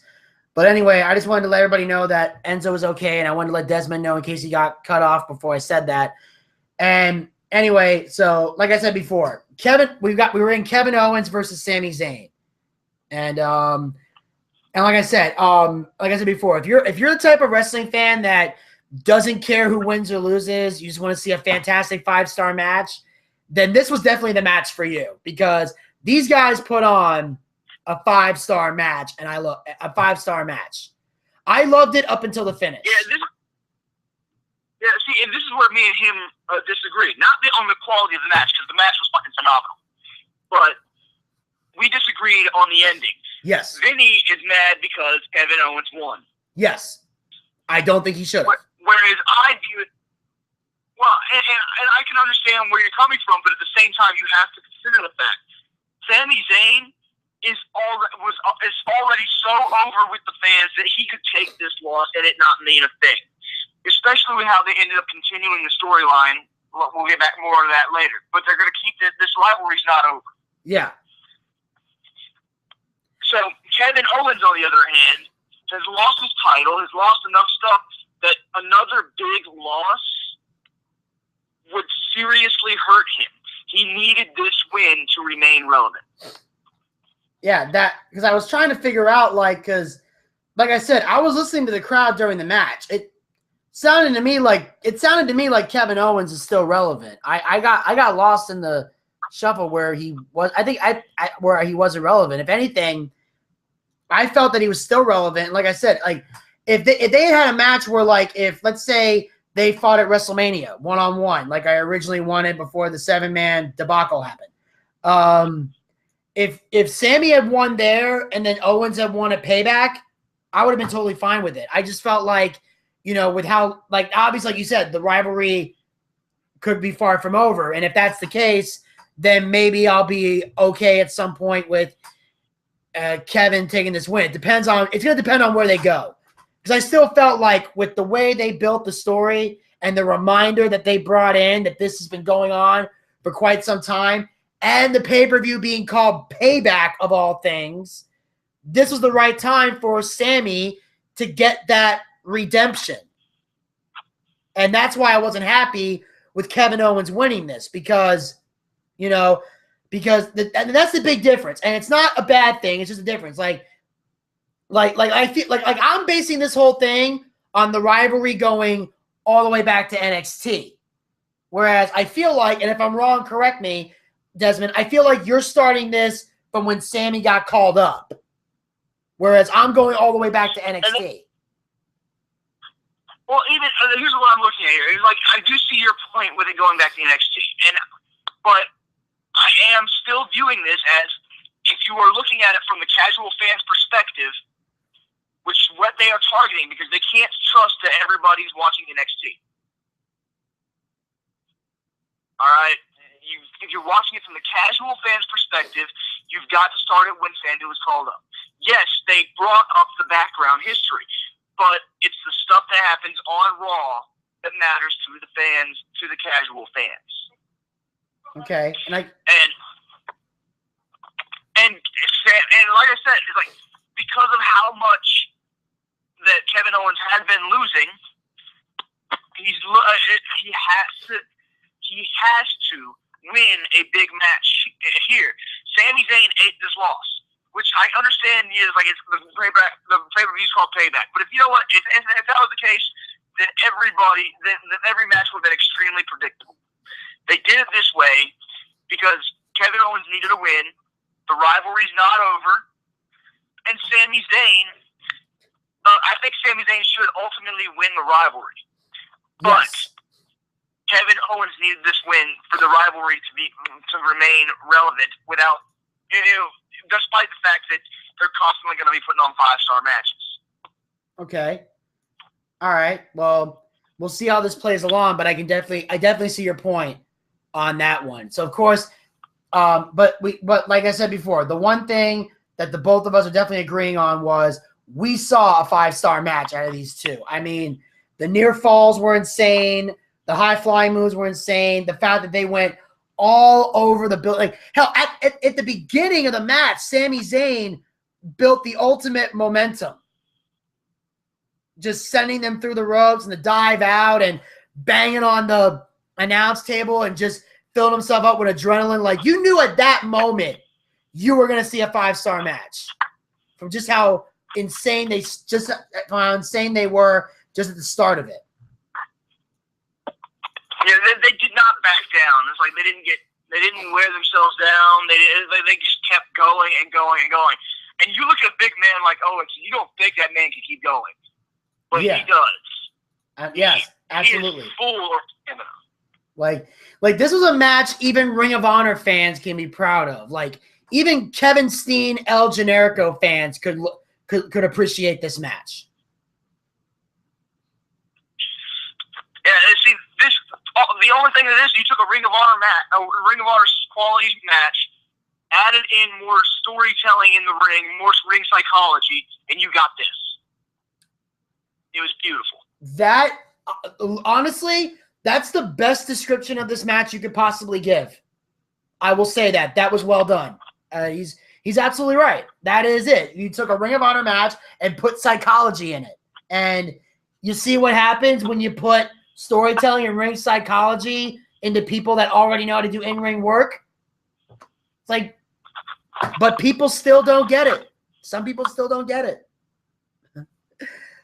But anyway, after this, Kevin Owens is happy and excited. He gets the match, and then all of a sudden he starts yelling at Byron Saxton to get in the ring, get in the ring, get in the ring. And Byron Saxton finally gets in the ring, and here's what goes down between Byron and Kevin Owens. This is my good son. Ask me about Vinny, Sam. Ask me about Vinny now. Kevin, do you think the rivalry is finally over between you and Sami Zayn? That's not what I told you to ask. Was fine. I did it. I beat Sami Zayn. You saw it. You all saw it. I beat him, and I finally put the rest. The question that people have been asking about us for 14 years. I beat Sami Zayn. Kevin Owens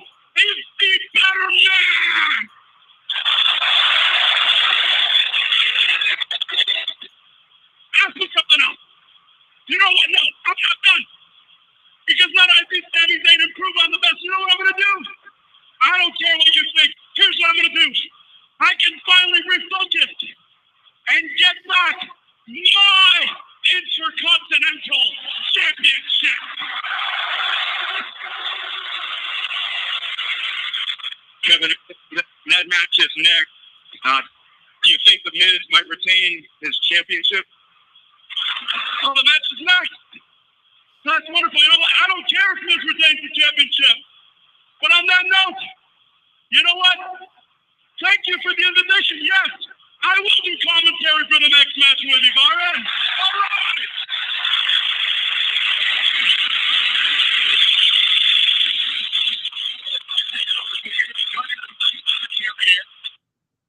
Okay, I'm going to say this right now.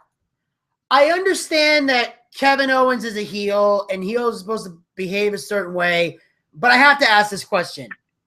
Am I the only person on the planet that hates Kevin Owens on commentary? On commentary, I will agree with you. I don't like him on commentary. He doesn't call matches. He doesn't even talk about the people in the ring. I love him on a microphone as a promo, though. He cuts one hell of a promo. Oh, I agree with that wholeheartedly. I just wanted to say, I put a hashtag Owens sucks on commentary, and a couple of people on Twitter thought I was crazy, but I'm like, I can't be the only one that hates him on commentary. I like the promo cutting is great. I love him on the mic. Just keep him away from the broadcast table. He's annoying. Yeah, the problem is he just doesn't commentate. Yeah. He sits there and all he does the entire time is sit there and insult the commentators. Yeah. Well, what he does is, and by insulting the commentators, he panders to the IWC, which even Jim Cornette has said has been Kevin Owens' biggest problem, is that he panders to the IWC more than to the people in the arena. Yeah, and he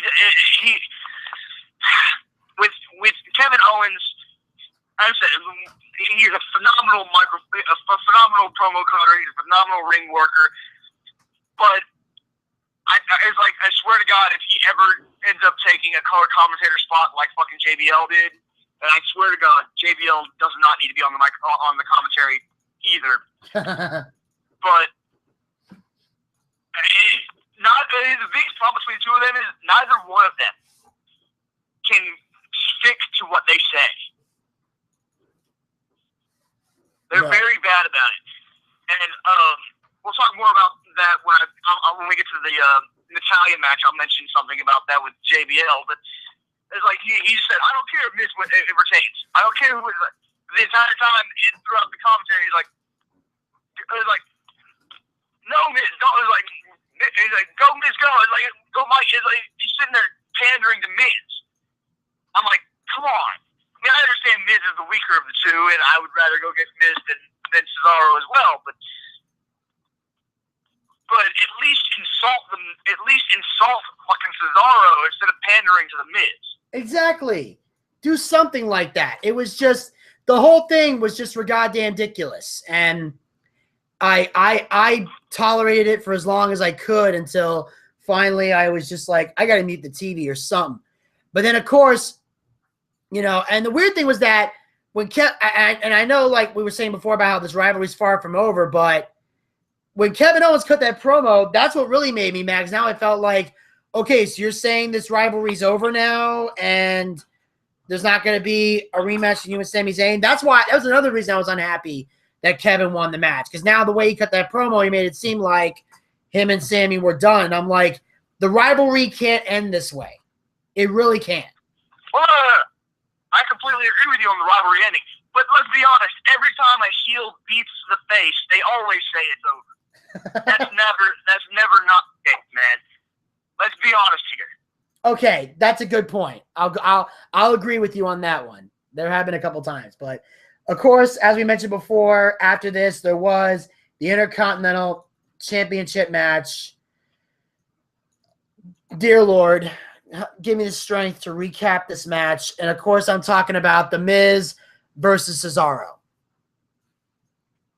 I didn't think the match was that horribly bad.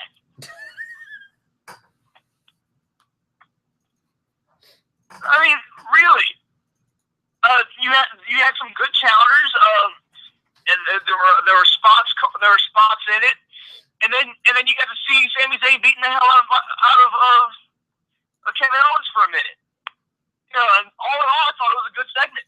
Yeah, but like I said before, it was like I said about the last match. It was a great segment up until the finish. I'm sorry. I can't stand to see The Miz as the Intercontinental Champion when that title is meant for great wrestlers, and The Miz is not a great wrestler. I can't, no. Like, Cesaro had a great showing in this match, but once again, WWE dangles Cesaro in front of us and then cuts his legs out from under him. And they're probably going to set up, Elvis thinks they're probably going to set up a fatal four-way with the four of them for the Intercontinental title down the road, which I'm not going to be happy about that either. But it's... here's what it comes down to.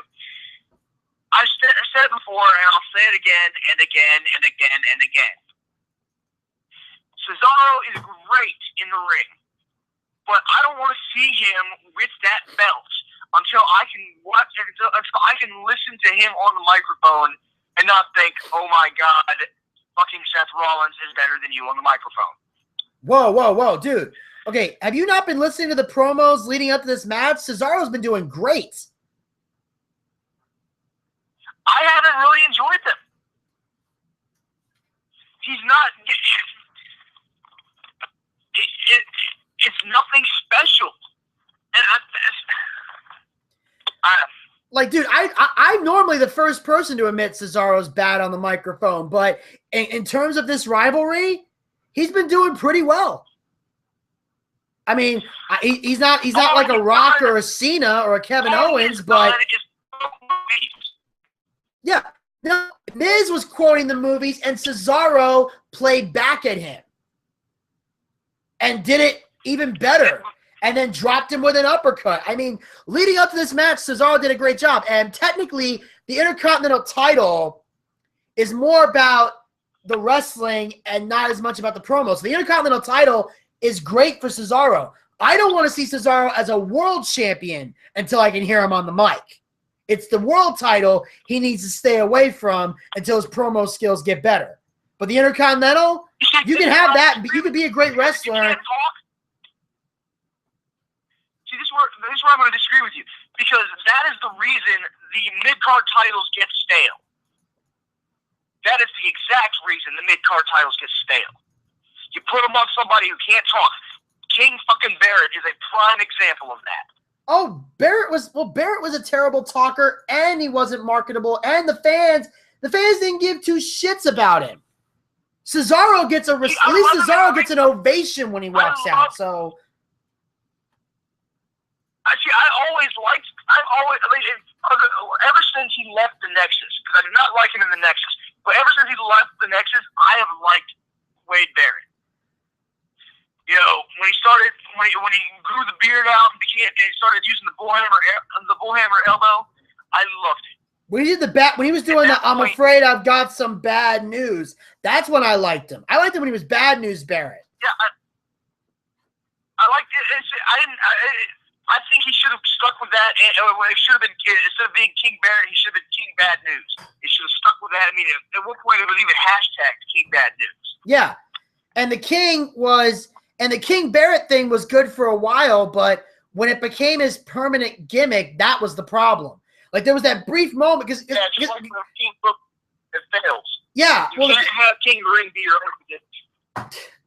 Well, you could do the King thing for a while because the King of the Ring is kind of a phase thing where you come out with the robe. Like even Sheamus, when he won King of the Ring years ago, he would do it for a long time. He was wearing the scepter and the robe and the crown, but he did it for like a couple of weeks, maybe a few months tops. And he was like, "Long live the King!" He did that for a while, but then eventually they take it off you. Like when Kurt Angle won King of the Ring, he was walking around as King Kurt. But it wasn't a permanent thing. It was like for a brief period of time where King of the Ring matters, then no one gives a shit after a couple of months. So that's kind of where that went. So for a while he could have been all hail King Barrett, and then gradually taken back to I'm afraid I've got some bad news. but they never took him back. They just kept him as King Barrett till he was finally like, fuck this, I want to leave. I had an idea of how they could make the King thing work long term, and I would enjoy watching it. But as a king, he would have to start building his council, like start knighting people, start bringing having it build a faction. Yeah, kind of similar to what King Booker did for a while. Yeah, but King Booker was. Probably, I think I actually hated his wife more than I hated him. Yeah, that was the problem. It was his wife who would do that because she would keep saying "All hail King Booker" longer than you should. Like 2 or 3 times is good, but when you're saying it over and over and over and over and over and over and over and over and over and over, it's like, shut the fuck up, lady. And then Paul Heyman did that shit with. My client Brock Lesnar beat The Undertaker's undefeated streak at WrestleMania. And motherfucker, shut the fuck up. Well, that was a little bit different because he did that. He would do that in the weeks leading up because he was trying to build Brock Lesnar as the unstoppable guy, and he was trying to get the heel heat. And he knew that bringing up the streak is the quickest way to piss any wrestling fan off back then. Because back then it was fresh and everybody was still mad. So that's why so I understand why Paul Heyman did it. But he would mention it like week after week. But then once a new rivalry started, once they were able to move somewhere else, they cut the streak out slowly. So with Paul was a little different because they had to generate Brock as the legit badass and the legit, heel that he was at the time. And the only way to do that is to bring up the streak, which was the touchiest subject of all. I still stand by, you only had to say it once to piss the fans off. Repeating it over and over again just shows really shitty ability on the microphone. Okay, fair enough. We can look at that. And then, of course, after the Intercontinental Championship match, like we said, Cesaro had a great showing in the match. In the end, The Miz rolls up Cesaro, gets the pinfall as Kevin Owens and Sami Zayn distract the ref, so Cesaro knocks both of them off the ring apron. But then, of course, after the match, there's a huge melee fight between the 4 of them. Kevin Owens stands tall in the ring at the end while holding up the Intercontinental title as Miz and Maurice look on from the entranceway. So there's a good chance there's going to be a fatal 4-way between these guys at Extreme Rules for the Intercontinental title, which Elvis is excited for, and maybe, depending on what stipulation the match gets, I could be excited for this. But the only way I'm going to get excited about this Fatal 4-Way is if they pick one hell of a great stipulation. Because if the stipulation sucks, I'm emotionally tuned out. I honestly don't, I don't want to see that. Kevin Owens powerbombing everybody, great. I'm all for that. That's Kevin Owens' character. But God damn it, it's just Sami Zayn and Owens put on a great match on their own. Adding anyone else to the match just takes away from it. I agree. I'm glad we agree. I'm so happy we agree on that. I would prefer not to have that be a fatal 4-way, but I'm just saying, if that's the direction WWE wants to go, your stipulation for the match better be fucking amazing for me to give a damn. It better be great. I expect a falls count anywhere. That's what I'd like to see. Fatal 4-way, falls count anywhere.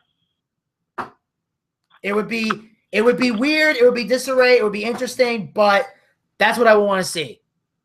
That's the only way I would give a shit. You would need at least 2 referees for that to work. Grab them. Why not? And the reason for that being, you're going to have referees on one side of the ring. You're going to end up having 2 people fighting over here, 2 people fighting over there. This person's going for a pin while the rest watching over here. It's like, what the fuck?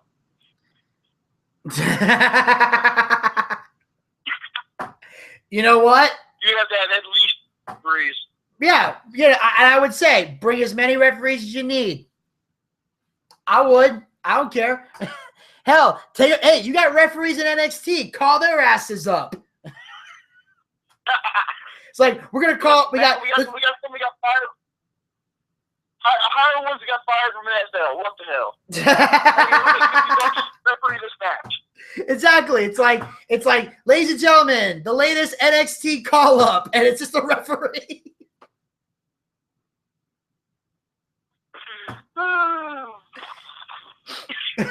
But anywho, we got now. Of course, after all this, we move on to the next match of the night, and let me just say this. This was the one thing. Now, I got to say this. Before this match happened, I was not feeling this pay-per-view. Like I said, this was the first match that actually brought me joy at this pay-per-view. And, of course, I'm talking about Jericho and Ambrose. Chris Jericho versus Dean Ambrose, one-on-one. This match was flawless. Amen. There's no other way to describe it. We saw counters. We saw twisted moments. We saw submissions, flying moves. These two men left everything in the ring. If any match showed up the Sami Zayn, Kevin Owens match throughout the night, this was it. Yeah, absolutely. I mean, these guys delivered. I mean, Jericho, as old as he is, can still keep up with anybody in that ring, and I find that extremely impressive. And of course, Dean Ambrose, this was the match he needed. Granted, at WrestleMania, he had a decent match with Brock Lesnar, but that was more, brutality and extreme and just showing how insane Dean Ambrose can get when you put him in a no-holds-barred street fight. This right here shows that Ambrose is ready for the main event picture. I think he's ready to be a main eventer after this moment. I think he's been ready to be a main eventer for a while now. He can cut promos. He's fun to watch in the ring. He's fucking funny. Yeah. The Ambrose Asylum is a great show. Yeah. I mean... anybody who thinks that he's not a main event quality superstar needs to stop being a fan of wrestling because you don't know what the fuck you're talking about. Yeah, you need your head examined if you don't think Ambrose is ready for the main event. This guy has demonstrated his talents. He is unbelievable. I for one, have a lot of respect for this guy, and I never thought I would see a guy get this amazing. 10 seconds. I mean, like I said, these guys were all over the place. Great high spots, great back and forth action, amazing storytelling. And in the end,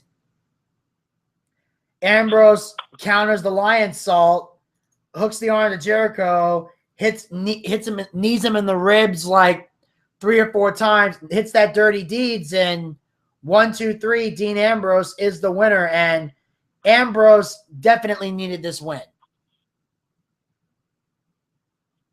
Oh, yeah, absolutely. Jericho is at a point in his career that he can take whatever loss he wants.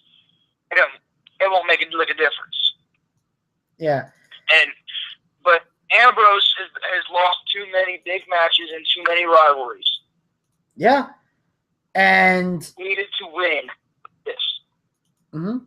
And of course, after this, Chris Jericho earlier this morning actually posted on Twitter, "Thanks, WWE. It's been real. See you next time." So it looks like WWE is, while WWE is still advertising Jericho for live events through the summer, I think this could, unless he shows up on Monday Night Raw, that could be Jericho's last pay-per-view televised match for a while now. I think this is where the run is coming to an end. If so, it was a great way for it to come to an end because Jericho got enough wins, and he didn't just he didn't jog his way through this. like Rob Van Dam would. Yeah. Or like actually, Jericho has in the past. Jericho actually was able to build up superstars the way he's supposed to.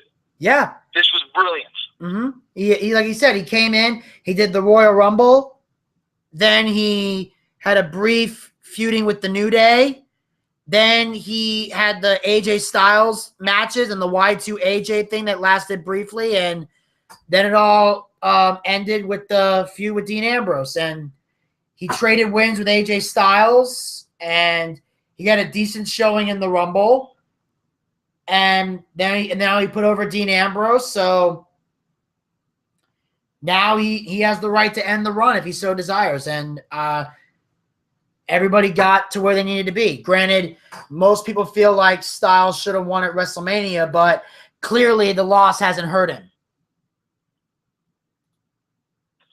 Yeah, I mean, when he's scheduled for a world title match just a couple months just shortly after, it doesn't much matter what the fuck happened in Mania. Yeah.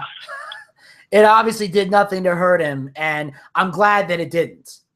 And speaking of AJ Styles, after the match with Jericho and Ambrose, we cut to the backstage area with Mauro Ranallo, who is interviewing AJ Styles. And of course, the big question on everyone's mind is Luke Gallows, Carl Anderson, are they in cahoots with AJ Styles? AJ's once again been asked the question, and once again, he provides this answer. Ladies and gentlemen, my guest at this time, AJ Styles. AJ, over the past week, we've seen Carl Anderson and Luke Gallows help you gain an advantage over Roman Reigns. And I've got to ask you, is that what we're going to see tonight? I'll tell you exactly what you're going to see tonight. You're going to see me have the match in my life to become the new WWE World Heavyweight Champion all by myself. Now, as far as Gallows and Anderson, I'll tell you the same thing I told them. It's all about me tonight. Now, are they my friends? Absolutely. Do they have my back? Yes. But it's a one-on-one match between me and Roman. And when it's done, you'll know exactly why I am phenomenal. Yeah. Well, it's safe to say the phenomenal one is a very confident man.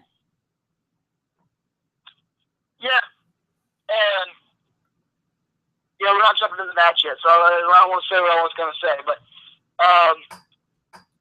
AJ made it very clear that he absolutely wants things to be one-on-one.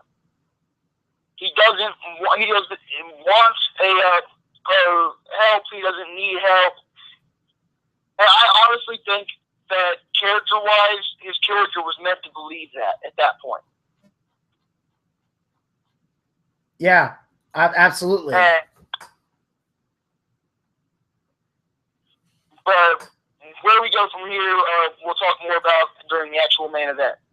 Absolutely. And so what we'll do is we'll move on here to the next match so we don't give too much away. And the next match, oh, wow. This one, I don't know where to fucking begin. But we, of course, are talking about the WWE Women's Championship match with Charlotte with Ric Flair in her corner versus Natalya with Bret Hart in her corner. I don't know where to begin. We did get what we wanted. Bret Hart put Ric Flair in the goddamn sharpshooter. Yes! We got what we wanted. Now, this was interesting because the match itself was absolutely fucking phenomenal. I mean, it was counter after counter. We saw stuff that we'd never imagined seeing. And then it happens. After all the counters, after everything we've seen, Charlotte puts Natalya in the sharpshooter, to which everybody's eyes are like in the back of their head. This is right back to fucking Montreal already at that point when Shawn Michaels puts the sharpshooter on Bret Hart. And the ref calls for the bell. Yep. Not a single. We saw in front of Bret fucking Hart, we saw Natalya screwed over in the exact same manner. Yeah. I mean, it was the same thing that we've seen before, and it was the same thing we've saw. But here's another interesting thing that people don't understand. For the wrestling fans out there that watch WCW, like myself, if you're a WCW watcher, a former watcher of Monday Nitro, if you watch Thunder, if you watch all the WCW pay-per-views, you know that not only does this take you back to 1997 and the Montreal Screwjob, it takes you back to Uncensored 2000 in WCW, where we saw one of the most epic double turns in WCW history. And it was between two old rivals, Ric Flair and Hulk Hogan, who was Hollywood Hogan at the time. And as we all know, when Hogan was in the NWO, he was the bad guy. And Ric Flair was in WCW, so he was technically the babyface going into this match. Now, at Uncensored 2000, I think it was 2000. Was it 99? I can't remember. Was it Uncensored 99? I think was that one. I'm trying to remember. And basically,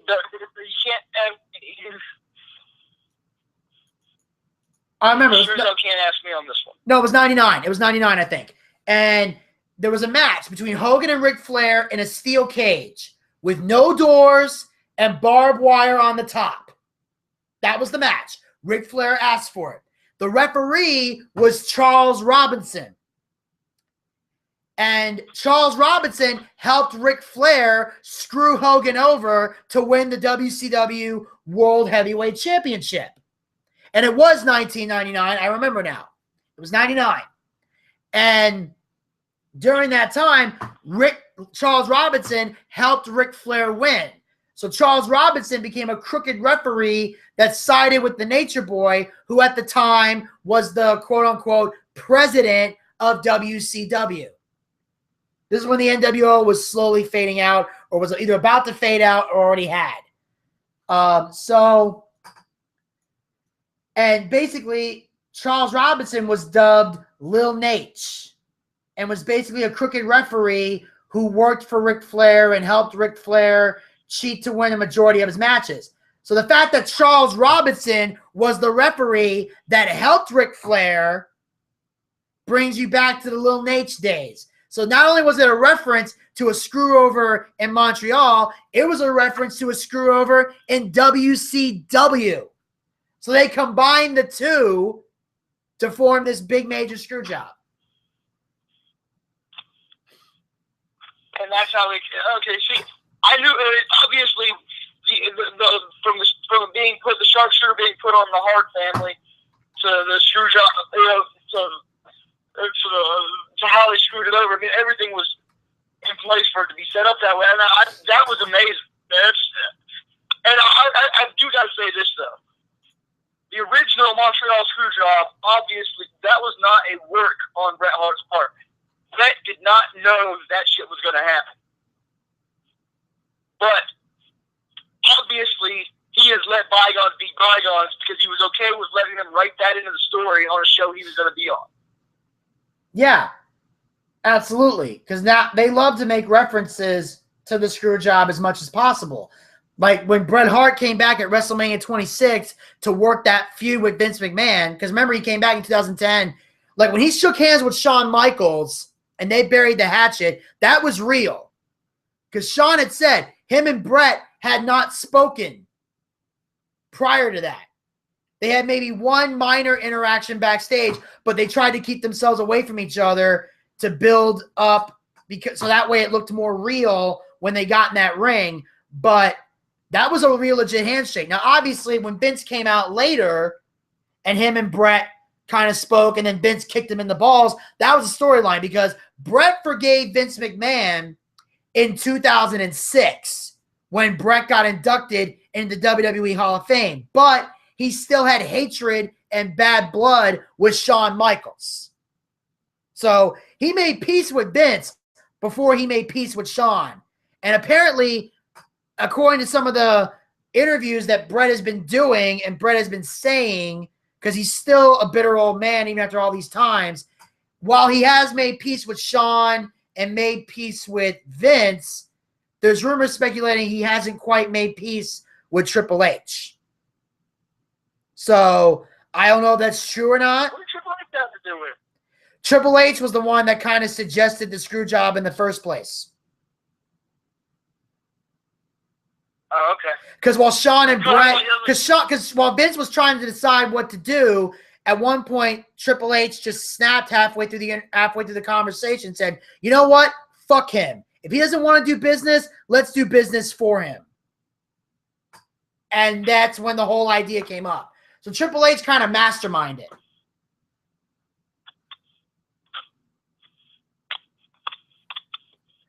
So interesting. Yeah, I saw that on they did an interview about the screw job on one of the, I don't know if it was Shawn's or I think it was the Shawn Michaels DVD that came out a while ago, and that's where they brought it up. I think Brett still hadn't made peace with the company yet, but Triple H brought it up that he was, because they were all kind of frustrated that Brett was refusing to do business. So, but yeah, I'm looking it up. It was uncensored, 1999. Ric Flair and Hollywood Hogan in the main event. That was when Charles Robinson became a crooked referee that worked for Flair. So we saw 2 screw jobs in one. So time will tell if tonight on Raw, Charles Robinson goes back to being the little Nate, and if they got Charles Robinson coming out in mini Ric Flair robes and trying to act like Rick, like he did back in the WCW days. But one thing is certain, and that is we saw one heck of an interesting match. And of course, Charlotte's still the champion. So I don't know where they're going from here with this. Like, is it her and Natalya going to fight again? Are they going to lead up to somebody like, cause I'm going to be honest. I'm sick of Charlotte as champion. I haven't been sold on it. I'm not sold on it. I am waiting for the false Flair to finally drop this belt.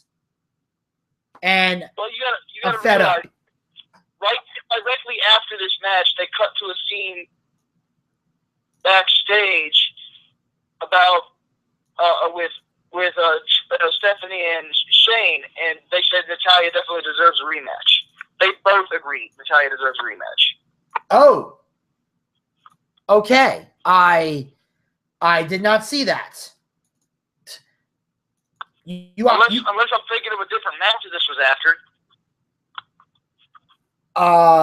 Maybe I don't know. I just know that I didn't see that immediately after this match. Maybe it happened in a later segment, but we are definitely about to find out. And speaking of Vince and Stephanie, after all this, we cut to the next segment where Mr. McMahon comes out to the ring to decide who is going to be in charge of Monday Night Raw, Shane McMahon or Stephanie. Now, yeah, I was saying, never mind. What I'm thinking of was after the, I guess it was after the Roman and AJ match. Yeah, maybe they talked about that. And, of course, Mr. McMahon comes out to the ring, and if you were listening earlier when Frank called in, you got a bit of an idea of what exactly happened, but you don't know how the whole situation unfolded. So right now, if you're listening pleasure, here's Mr. McMahon in front of a hostile crowd in Chicago deciding who has control of Monday Night Raw.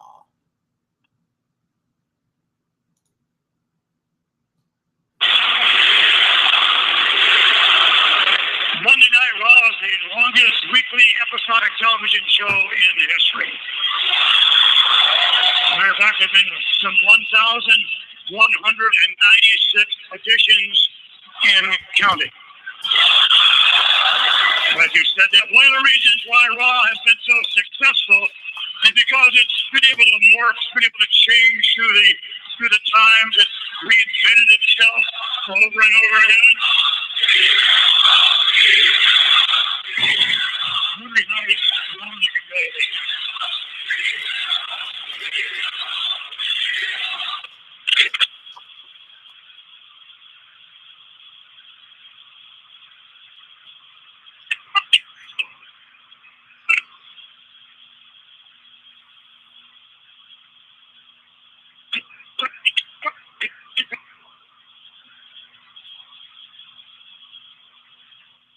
Well, been able to move through the years. One of the reasons why it has, we reinvent Raw all the time. In order to reinvent Raw, well, there's certain eras, certain iterations and eras that have occurred. Matter of fact, one of my favorite eras of Monday Night Raw would be the Attitude Era.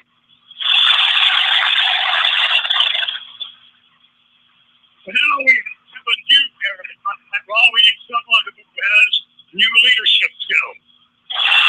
Someone who has a great personal set of ethics. Someone who has great business acumen. Someone who has a vision as to where we should be going. This person indeed needs to be not just a great business person, but a great person of personal ethics. So we're at a decision here.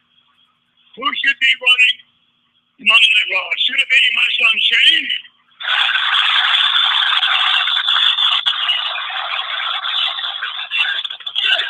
Or should it be my daughter Stephanie?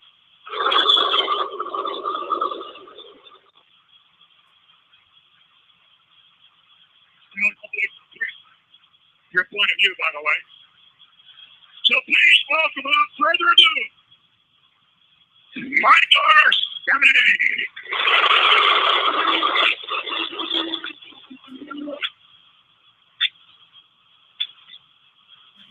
There she is. Right? Oh, thank you. What's it? Of course. It has to be. Who could vote against that new man? Stephanie was pretty confident on Monday that her father was going to choose her to run Monday Night Raw. She's done such an incredible job. Look at that work. Look at WrestleMania. Look at all the Stephanie's done. Most powerful women, most powerful people in the world today. Looks like that's Mr. Man's choice. And it's beautiful. Yeah.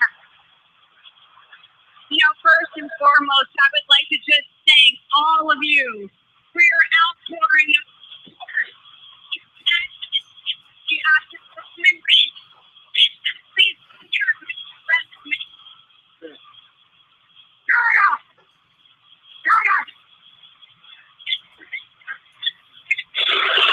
You people in Chicago are animals. You're animals. Show some respect. It's urgent. You know what?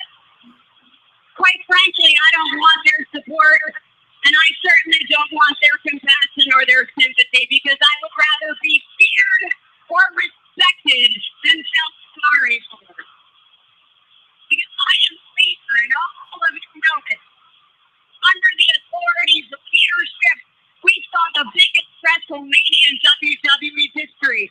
We saw the deepest revolution become a woman's evolution. We saw superstars like The Shield, Dean Ambrose, Seth Rollins,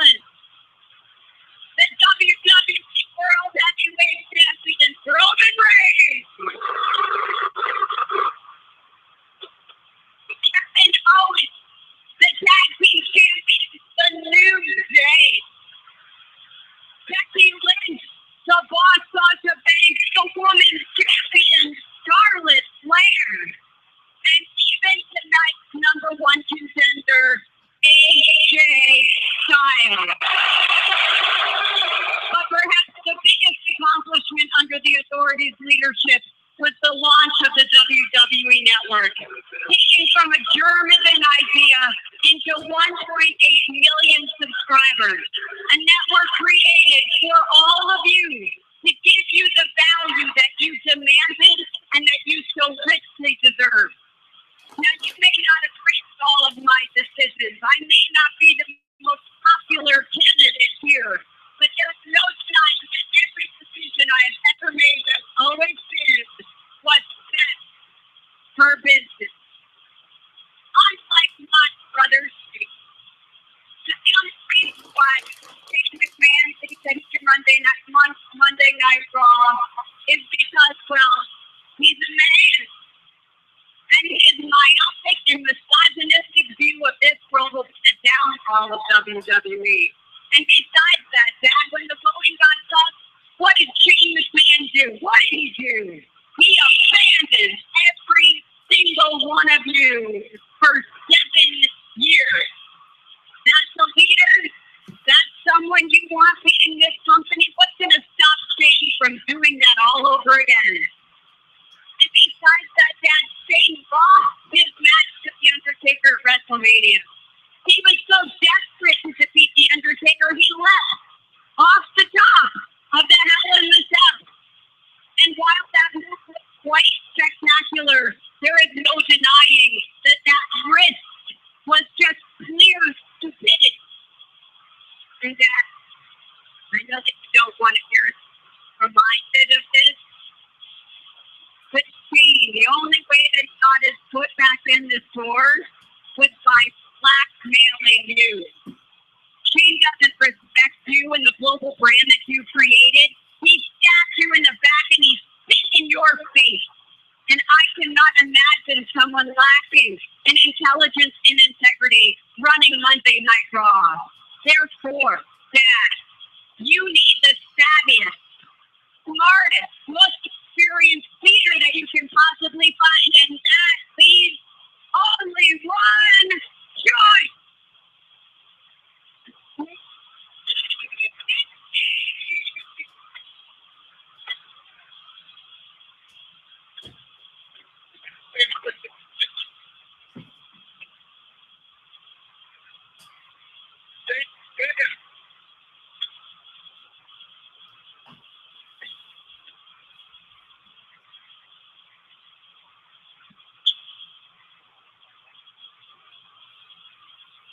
The money jump off the top front of the big show right here at pay-per-view backlash. That's going to be nothing compared to his fall from grace tonight.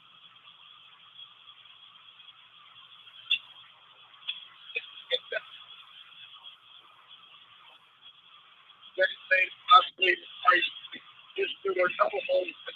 It was perfect. And Vince McMahon will make the right decision. Well,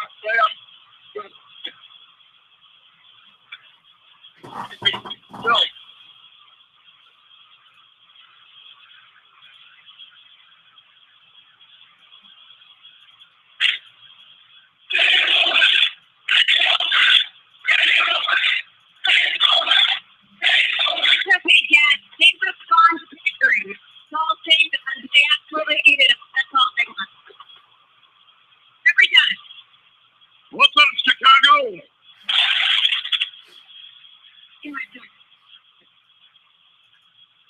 Well, normally I wouldn't come out here and I don't really like to talk about myself, but since that's what we're doing here, trying to vie for who controls Monday Night Raw, that's what I need to do. So, therefore, Stephanie, let me ask you a question. How many headlines have you and your husband received over the years about what a very good job you guys are doing running Monday Night Raw? Allow me just to point out a few recent ones. So if I can draw your attention up here, let's see. Top sports. NXT stars and Shane McMahon has completely revitalized WWE Raw. Let's go to another. Oh, SN Sporting News. What we learned on WWE Raw, wrestling is once again cool. 5 signs that Monday Night Raw is changing for the better.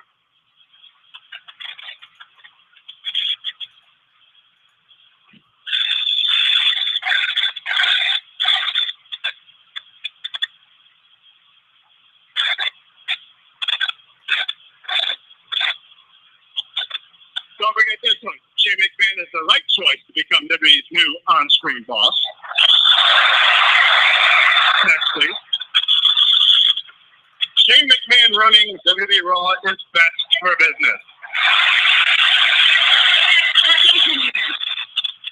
And finally, from Rolling Stone, WWE Raw, Shane McMahon soars. Now, you talked about the WWE Network, and let's give credit where credit is due. That is the brainchild of one man, and that is you. So much respect deserved. But the 1.8 million subscribers that you're talking about, well, you got about 18,000 of them here tonight. So you're trying to take credit for the 1.8 million. The only people that can take credit for that is the actual 1.8 million subscribers that belong to the WWE Network. There was, dare I say, a jump around WrestleMania 32, however. And WrestleMania 32 was an amazing event, AT&T Stadium, like you said. But there perhaps was one match in particular that everyone was extra interested in. And perhaps one individual in that match happens to be standing in this very ring. Your humility is inspiring, Shane. But also to answer your question, okay? Let's get into something. So you talked about my departure.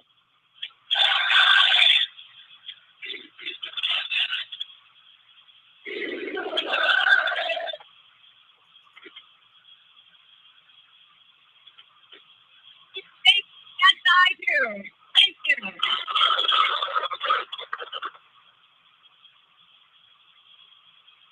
That never gets old. Thank you, guys. Let's talk about my departure 7 years ago.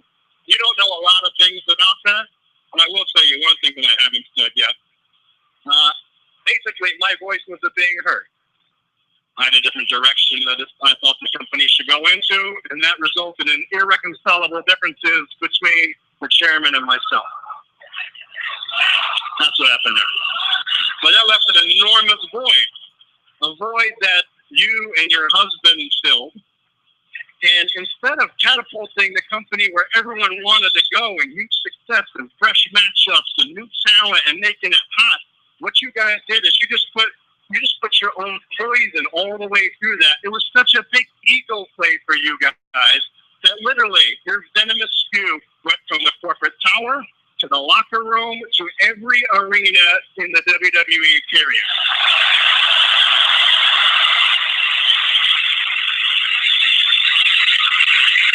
And you nearly burned the thing all the way down to the ground. So I came back to ensure once again the future, not only for my kids, but for your daughters, for all of them, and eventually their kids and their kids' kids, etc., etc. That's why I returned to the WWE.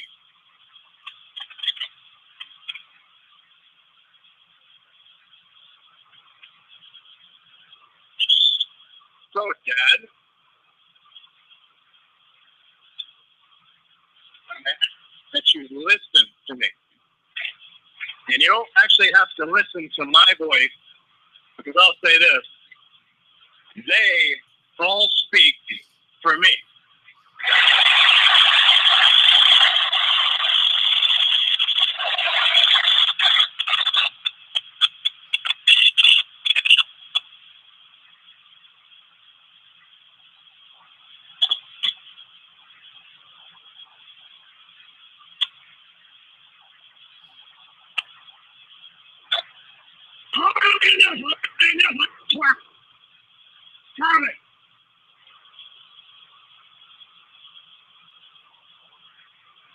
If I may, just because I'm having so much fun with it, and this may be my last night, those that would not want to see Stephanie McMahon run Raw,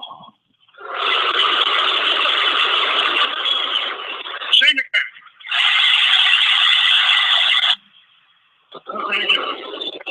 What you got against now?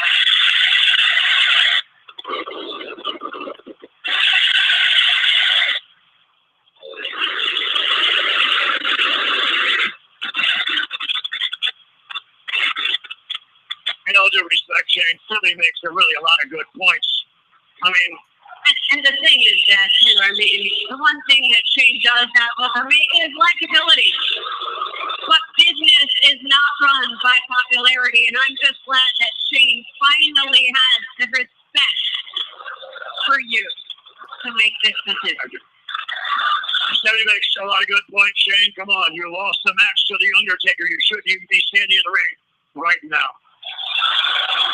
The only reason you are is because the night after Raw, you were pretty classy. You went out and you said goodbye. You sort of upstaged me. I said, try running Raw because you're going to fall flat on your face. And you didn't. I decided, all right, let's try another week. And you were okay at that one. And maybe even some would say better than okay. But you want me to listen to you. You want me to listen to the media. You want me to listen to all of these people. I don't listen to anybody except me. It's not about you, not about Debbie, not about them. Tonight is about me. It's about what I want, not what you really want. It's about what I want. And here's what I want.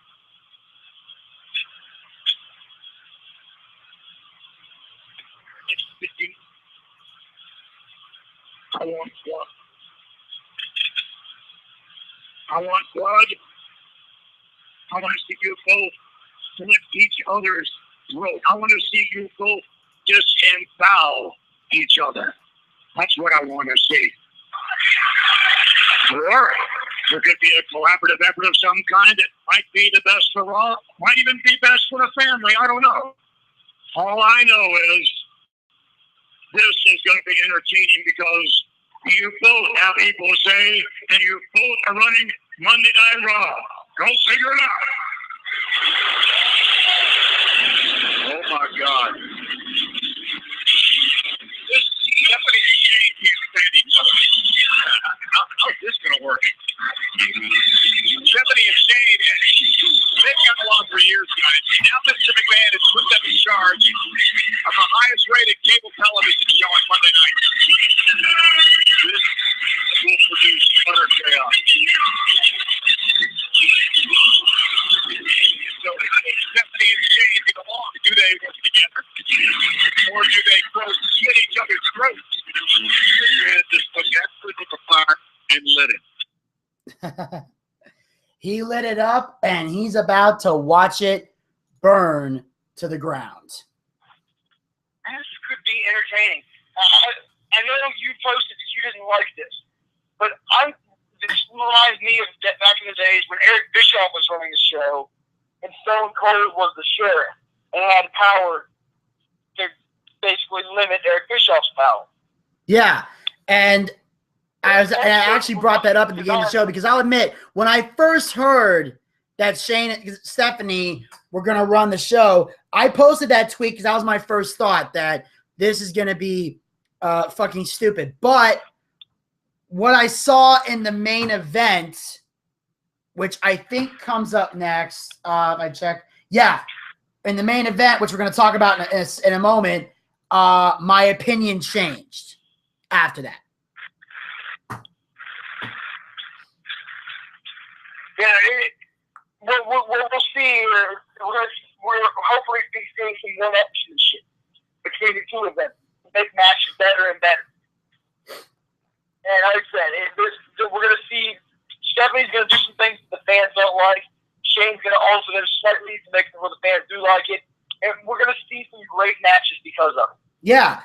The thing is, like for example, like Stephanie can book a match, but Shane can add to it or change certain things. Like, for example, and I gave this example at the beginning. You tell me if it's a good or bad one.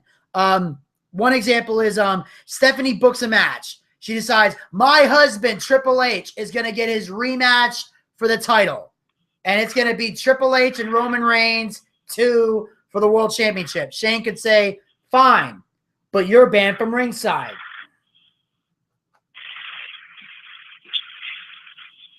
And that would be phenomenal. But if anybody gets involved in the match, they're instantly fired. Yeah, something like that.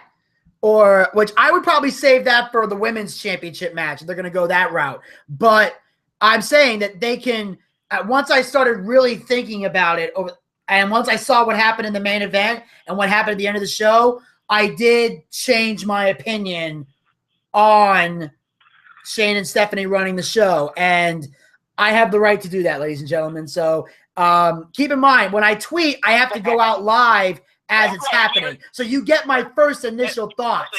You're not getting the 24 hours where I've had time to think about it. That's right. He's a woman, and it's a woman's prerogative to change her opinion. Go fuck yourself. And then that's me on that notes.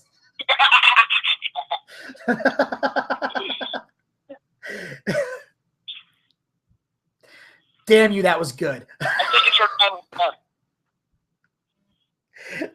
That was actually really good. I got to give you credit for that one. That was a good one. And on that note, we do move on to the main event of the evening, which was, without a shadow of a doubt, quite possibly one of the craziest main events I've ever seen. And I don't care how you feel about Roman Reigns. This match was amazing. And of course, I'm talking about Roman Reigns versus AJ Styles. Absolutely. And it's, once again, it doesn't matter what Roman does. It doesn't matter how great of a match he puts on. But people are going to hate him. Yes, especially in Chicago. Especially in towns like Chicago. Absolutely. I know. And Chicago fans, I got to say, out of all the marked towns, Chicago is my least favorite of them all. And I'm going to tell you why. Oh, you're saying CM Punk. Yeah. I'm sorry. Here's the thing. I don't mind people chanting Roman sucks or Cena sucks or any of that. I'm fine with that. But it bothers me that they chant the name of somebody who, A, is not coming back anytime soon, B, doesn't want to come back anytime soon, and C, has done nothing but bash the wrestling business since getting signed by UFC, and gets mad most of the time when he's asked questions about wrestling because he wants to focus on his UFC career, despite the fact he hasn't even had his first goddamn fight yet. I'm sorry. That's why I was proud to put the hashtag CM sucks, and why I thought Ryback was fucking awesome for mocking Punk's entrance in front of that crowd. That's the coolest thing I've seen Ryback do in a long time. Oh, hey, speaking of that Ryback match, since we did not talk about this earlier, I told you so. I know. That's why I'm glad it was on the pre-show, because I didn't want to talk about it.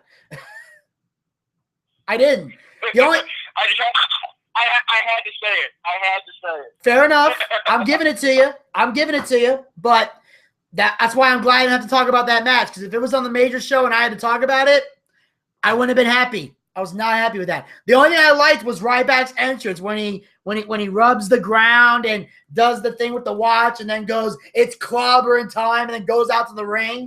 Like one guy in the front row was mega pissed. Some people actually kind of clapped and went, yeah, that was good.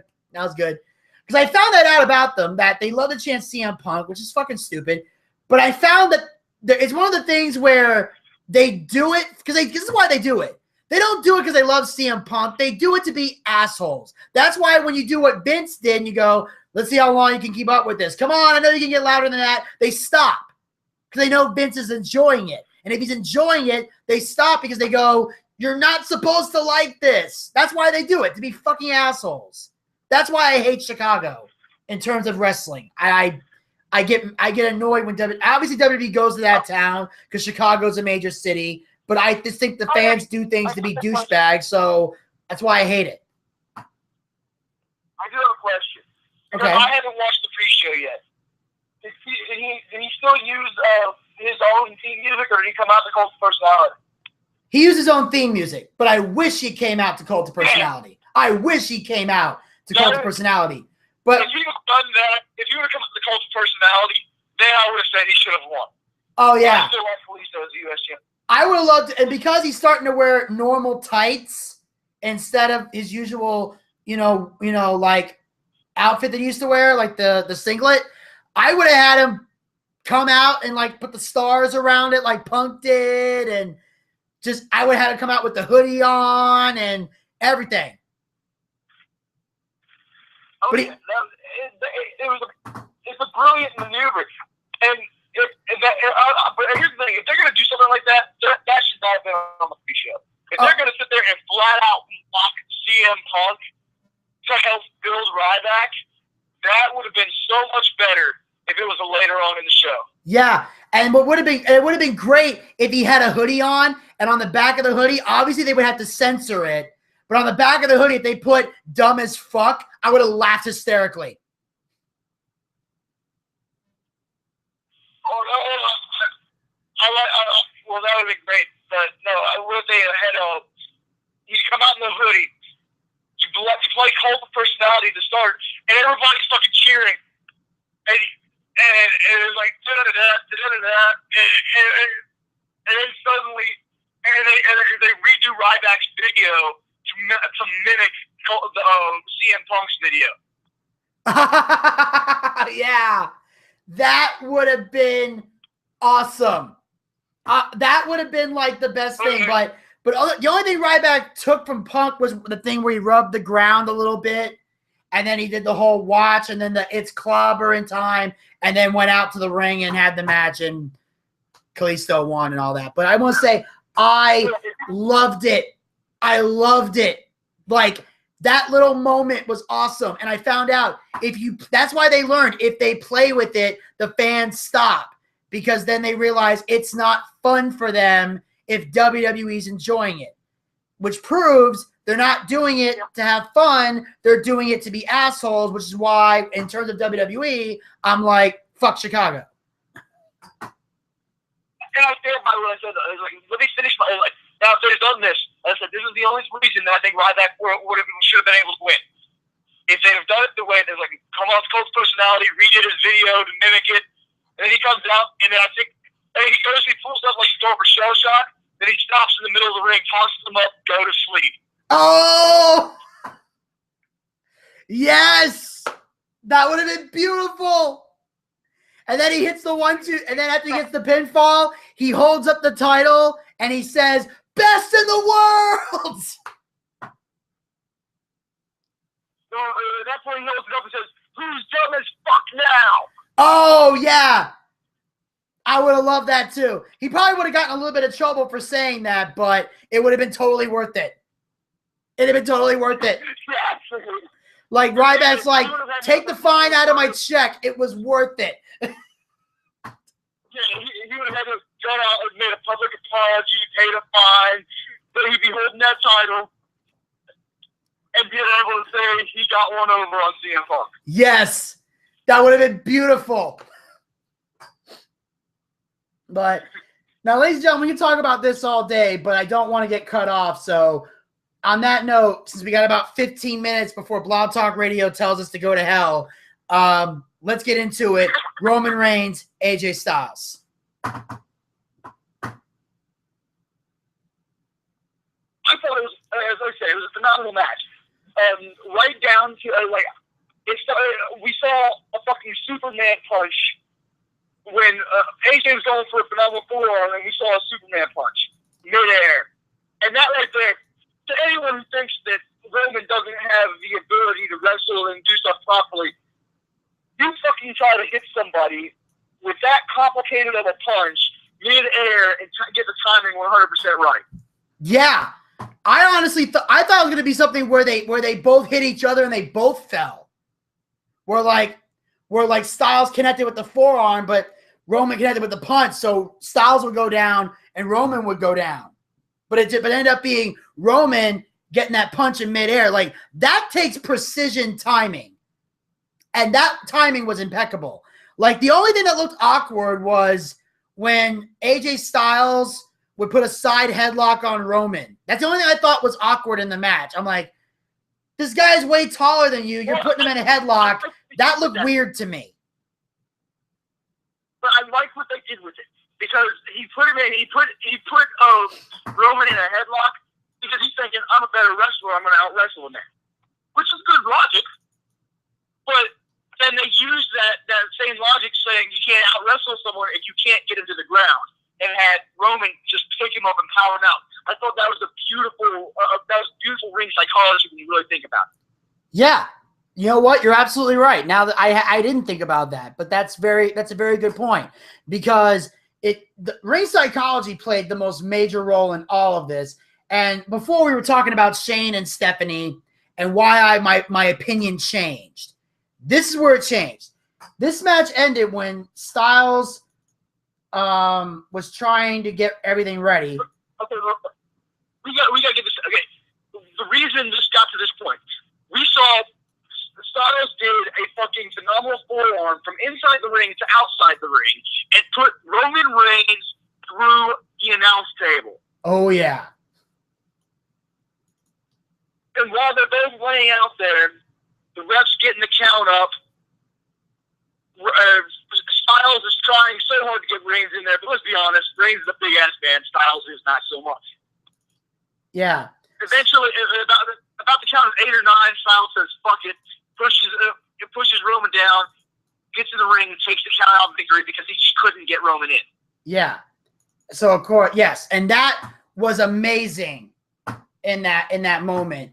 And then, of course, Reigns managing to break the hold of the calf crusher earlier in the match. But then as they're both laying down in the ring, Shane McMahon comes out and says that this might have been how things ended in the previous era, but not now. He said, I'm ordering this match to be restarted with no countouts. So now there are no countouts. This match can continue. And AJ Styles gets back in the ring, and then so now we have a new match, no count out. So Styles hits the Pele kick on Reigns. He gets Reigns in the corner, goes up top, attempts a 450 splash. Reigns gets his knees up. Reigns covers Styles, and Styles is able to kick out. Styles goes back up top, jumps, and Reigns basically tries to stick his foot up to counter it, and by accident hits AJ Styles with a low blow on the way down. Now, he wasn't trying to give him a low blow. He was going for the face. He went for a punch to the gut. He didn't kick him in the groin. He punched him in the groin. Yeah. Yeah, he was going. Yeah, and he was like, it was an accidental low blow. So the ref calls for the bell. AJ wins again, this time by disqualification. Well, out comes Stephanie McMahon, who says Shane left out an important piece of information. This match is being restarted, and this time there are also no disqualifications. So no DQs, no countouts. This match is supposed to end with a winner. Yeah, this is where something brilliant happens. Reigns starts dominating. Oh. Because, let's be honest, after you get punched in the groin, recuperating is not easy. Yeah. And Reigns at this point pretty much decides, I'm putting Styles away. And then, of course, what do we get? That's where we caught Styles in midair with the Superman punch we were talking about before. And then, of course, Gallows and Anderson show up by pulling Styles out of the ring before Reigns can hit a spear. And then Reigns has to fight off Gallows and Anderson. Then, eventually, the Usos come out. All while Styles doesn't realize what the fuck is happening. Yes, Styles is unconscious the whole time. So they're not in cahoots. And then the Usos run down. They start brawling with Gallows and Anderson. Styles gets up. And then Styles crashes over Gallows, Anderson, and the Usos at ringside. Reigns hits the ropes, does his own leap outside. Styles hits a phenomenal forearm off the ring barricade. Styles then tosses Reigns back in the ring, hits a springboard 450 splash. Reigns somehow kicks out. Styles goes for the Styles Clash, which I'm like, if he hits the Styles Clash on Roman, I'm going to be in a state of shock. Because I didn't think he could put the Styles Clash on somebody that big. But Reigns then flips him over. Styles is on the apron. He's going for the phenomenal forearm. Reigns ducks underneath, avoids it, bounces off the ropes, hits the spear. 1, 2, 3. Roman Reigns is still the WWE World Heavyweight Champion. And I'm going to say, that spear was a fucking beautiful spear. Oh. That was full body, the way a steer should look steered. Oh yeah, that is probably. AJ sold it. It was great. I know that I can honestly say that is probably one of the best, if not the best, spears ever done by Roman. And AJ sold it well. I can name one better spear than this one that the Roman Reigns has done. And then, let's be honest, when you run all the way down from the ramp and spear Triple H, that's a fucking badass spear. Oh yeah. That's definitely better. I will give you credit for that. That is definitely better. But of course, the main event was phenomenal. Both men deserve an applause for this. AJ Styles, this was truly one of the matches of his life. I think it puts Roman on the map in terms of being able to work great with anybody. AJ is also able to make Roman look like $1 million as well. Not that Roman needed help being made into $1 million, but it doesn't help. I mean, it does help to work with somebody like AJ Styles who knows what the hell he's doing. So it helps put Roman on the map. But then, of course, after all this fun and excitement, before the show truly ends, we cut to the backstage area. I think I have enough time to play this with the McMahon family. And here's what they have to say about the match that just happened.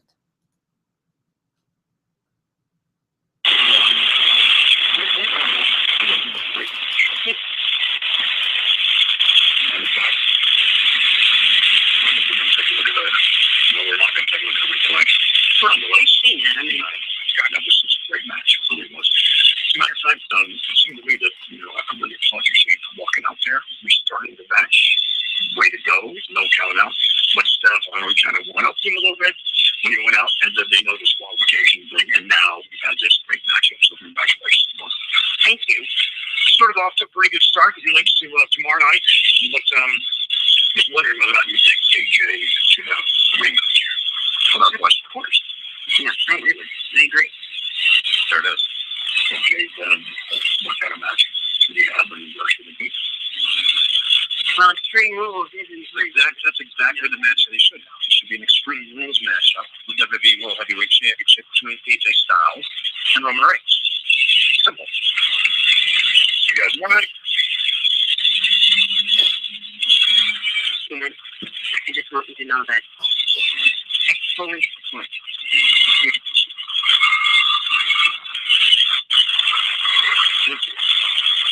Reign is not going to get along. Well, nonetheless, Roman Reigns, AJ Styles will have their rematch at Extreme Rules in 3 weeks in Newark, New Jersey. So there we have it.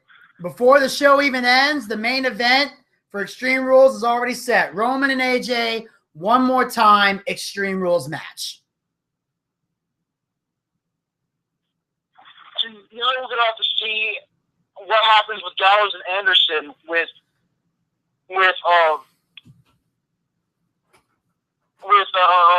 fucking Styles from between now and then. Yeah. That's what's going to be the big difference here. Yeah. We're going to see if Styles is still going to have to prove to the world that he's not in cahoots with Anderson and Gallows.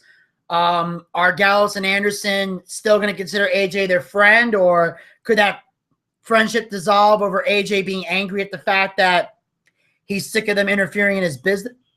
In his business.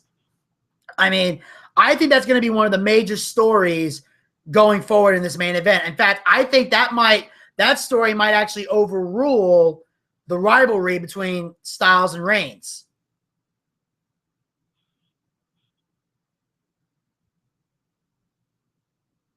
Yeah, I think I don't know. I really, as much as I want to see the Bullet Club happen, I don't want to see it happen yet. I want to see Finn Balor come up, and I want to see more from the. I want to see more from just one-on-one between these two. Yeah. I mean, there were rumors that Balor was going to come up at Payback, but obviously it's not the case. So I think they're holding off on Finn Balor's call up for a while now. I think they're gonna wait a little bit, and then when the time is right, they're gonna bring Balor in. But they're probably gonna have to wait a bit. I think they're gonna make us wait.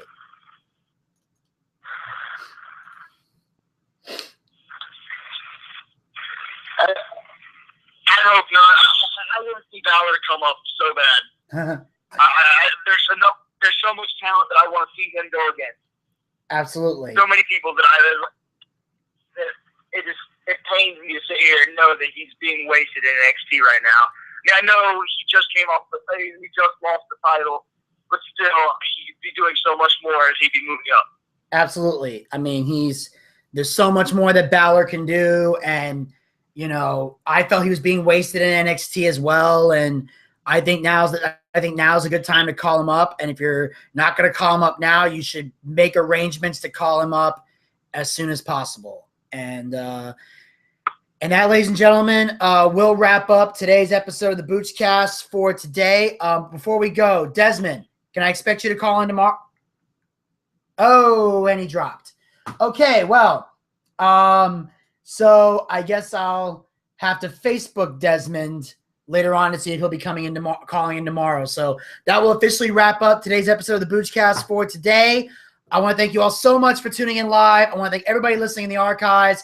I will be back tomorrow at 12 p.m. Eastern, 9 a.m. West Coast time with another fun-filled, action-packed episode of the Boochcast. We'll be doing a recap of Monday Night Raw. Also, don't forget, today at 4 p.m. on AdultSwim.com, I will be appearing on the show Fish Center Live. Make sure you go check it out on AdultSwim.com. So until next time, this is Vinny Bucci, a.k.a. The Booch, saying keep on living life and take care. This has been the Boochcast. I will talk to you guys tomorrow right here on Blog Talk Radio and on YouTube. Thank you for using Blog Talk Radio. Goodbye.